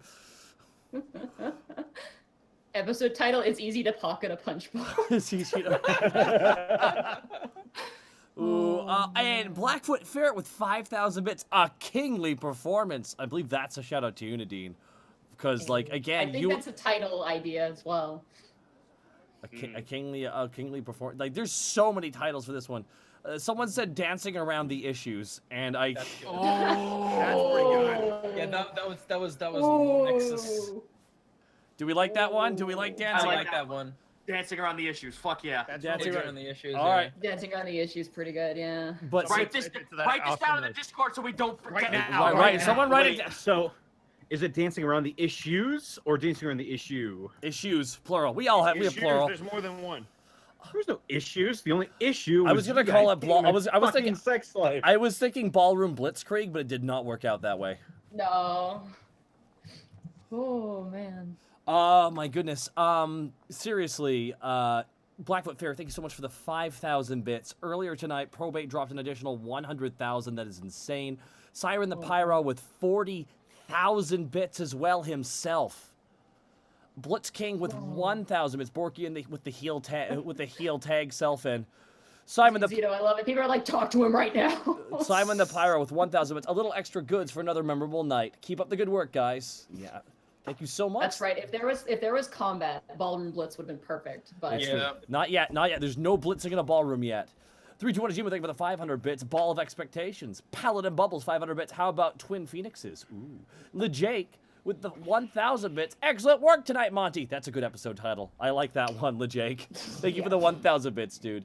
Equinox 4, thank you for the 11-month resub. Almost a year. And Haseo Sora, thank you for the 14-month resub. The Silver King polymorphed into a human. Looks like a sexy good guy version of Ganon. Also, fun fact, if you actually look at the detect evil and good spell, it doesn't actually detect alignment. Ooh. There you go. It just detects. I think He's totally a bad guy. I can tell. He's totally evil. Look at him. No one swirls a glass like that. Really? What if he came in just slowly clapping? Impressive. Impressive. I'm sorry. I just see fucking Emperor Zombie just picking up Sully. Mine now. Thank you. Just like she's just like straight up Gmod like idiot box. Just like, just pick her up like she's just whoop under his arm. Thank you. I'll be back in 2 years. Really? A just- red cloak with purple outfit? And just pushes both Brooke and Greckles out of the way with his other hand. Just out of here. parts them with both arms, like, get out of my way. Out of my. Excuse me. Thank you. Oh, thank you very much. Dude, what a great surprise having goddamn our good buddy Bosco back as Remy. That was so good. I literally was like, wait, Remus. Oh wait a minute. She didn't. She would. They're both DMs. Yeah, no, we would never. We've been planning this. This for is weeks. this is like Yeah, we've been this. planning this for a while. This is the equivalent of, like, say you're playing a game and you have that one friend hung out. He was hiding in the closet for like the last couple hours just to be revealed. I mean, I was listening to the episode, just waiting for the moment. That's why I was able to get in so quick because I'm like, oh, it's coming. I'm just gonna jump in now. That's so good. Oh, man. That's so good, but we didn't get a chance to shout out anything, but I think we'll try and go through those as we try and chat with us a little bit. Goomba. I do have to go pretty quick here because mom and dad are sleeping, I'm actually right across from We'll them, do so. Goomba and then UK. Goomba, where can they find you, dude? You can find me at Gaijin Goomba without an H here. That is the joke because Snake stole it. You can find me everywhere else with an H because he hasn't stolen those yet, literally everywhere else. I have a big, huge video coming out on Saturday. It is 20 minutes long. It is the long-awaited culture shock on God of War. I am predicting the next 6 years of that franchise in this video. That I've spoken to you in private about that. I can swear by how interesting that video is going to be. So yeah, that's Norse mythology is fucking wacky. Oh, we're covering Japanese, Norse, Celtic And and Egyptian. Egyptian. Yep, that was from that one Remember scene. when somebody cracked a giant skull open and their brains became the clouds? That was fucking wacky, right? Fucking shit's wild in the God plane, dude. See, Gaijin is such a goofball, and then he talks about this stuff, and I'm like, all right, he is smart. I know it's hard to Well believe, said. but it's true. It is. It blows my mind. You're pretty smart. Smarter than my dumb behind. No, it's not. It's mythology. What? What? Really? Moving along. Monty, Hi. where can they find you? You can find me at MontyGlue on Twitter, and you can find me at twitch.tv/MontyGlue. Sadly, I'm actually going on a trip, kind of. I won't be able to stream for a while until I've moved into the new place. So there won't be any streams. I'm gonna try and host some people though on my streams. A few artists that I think are worth giving some attention to, and some other people I know. But you can find me at MontyGlue on Twitter. That's where I'm going to be kind of updating as everything's kind of going on. So if you're interested in what's going on, then that's the place to be. So yeah. There we go. Connor, where can they find you? Oh, they can find me on. Do my damn job. What the I'm shit? taking your stick. It's okay. My shtick. They can find me on Twitter at @SenilSnake, and they can find me on Twitch at @DistortionDo. I see. That's where all the H's went towards. That's true. Distortion, baby. Zito, where can they find you? Yeah, Zito, where can they find you?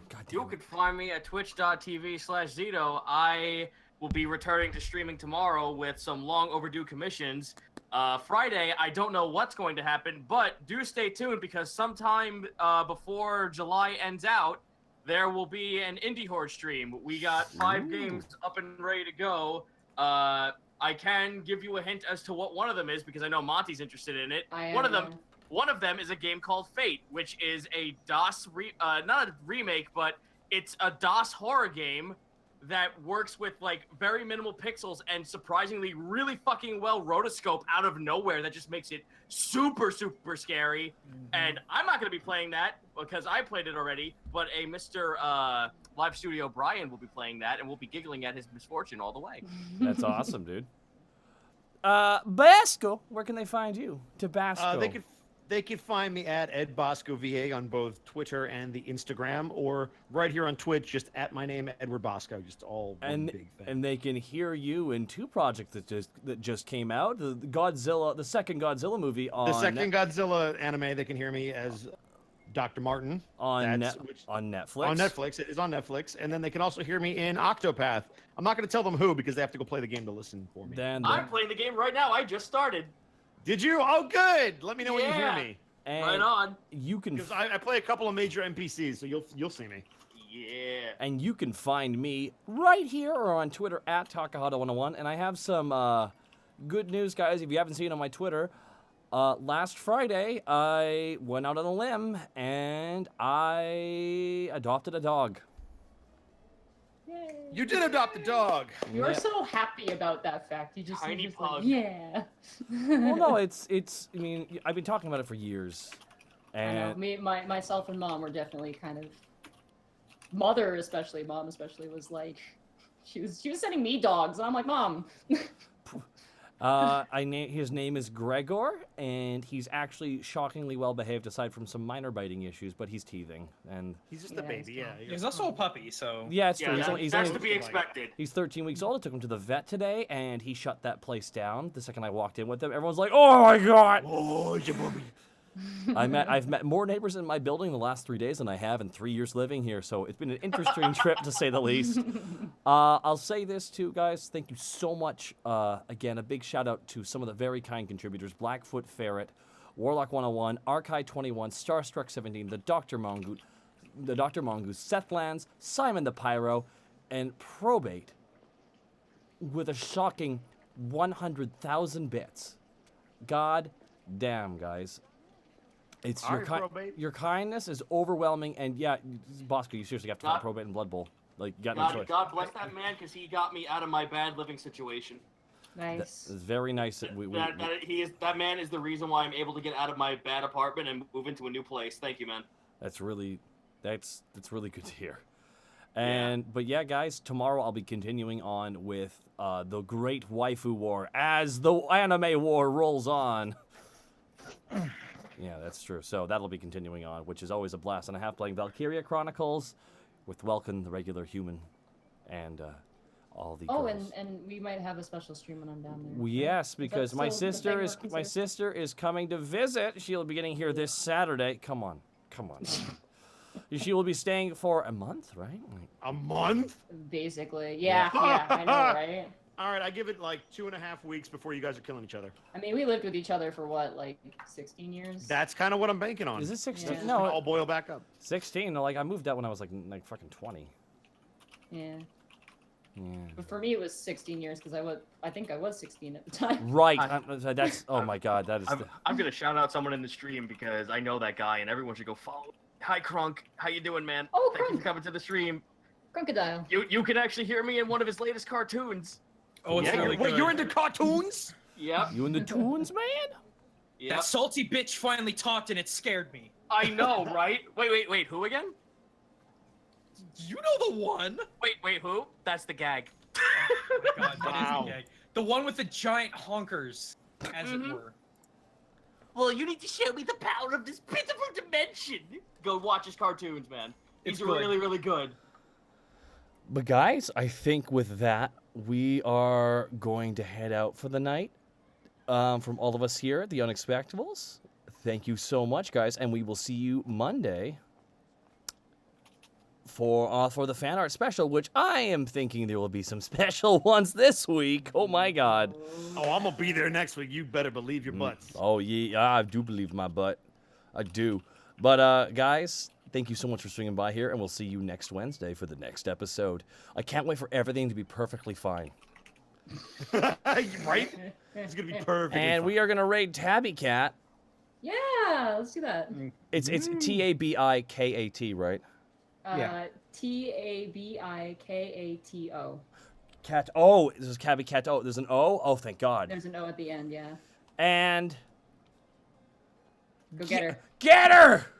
Get her. Yeah. Sick 'em. Sick 'em. Killer. No, Whoa, be nice. wait. Be nice. Be nice. With Yeah. kindness. Yeah, no, Yeah, with okay, kindness. yeah. We have not. Come on. Yeah.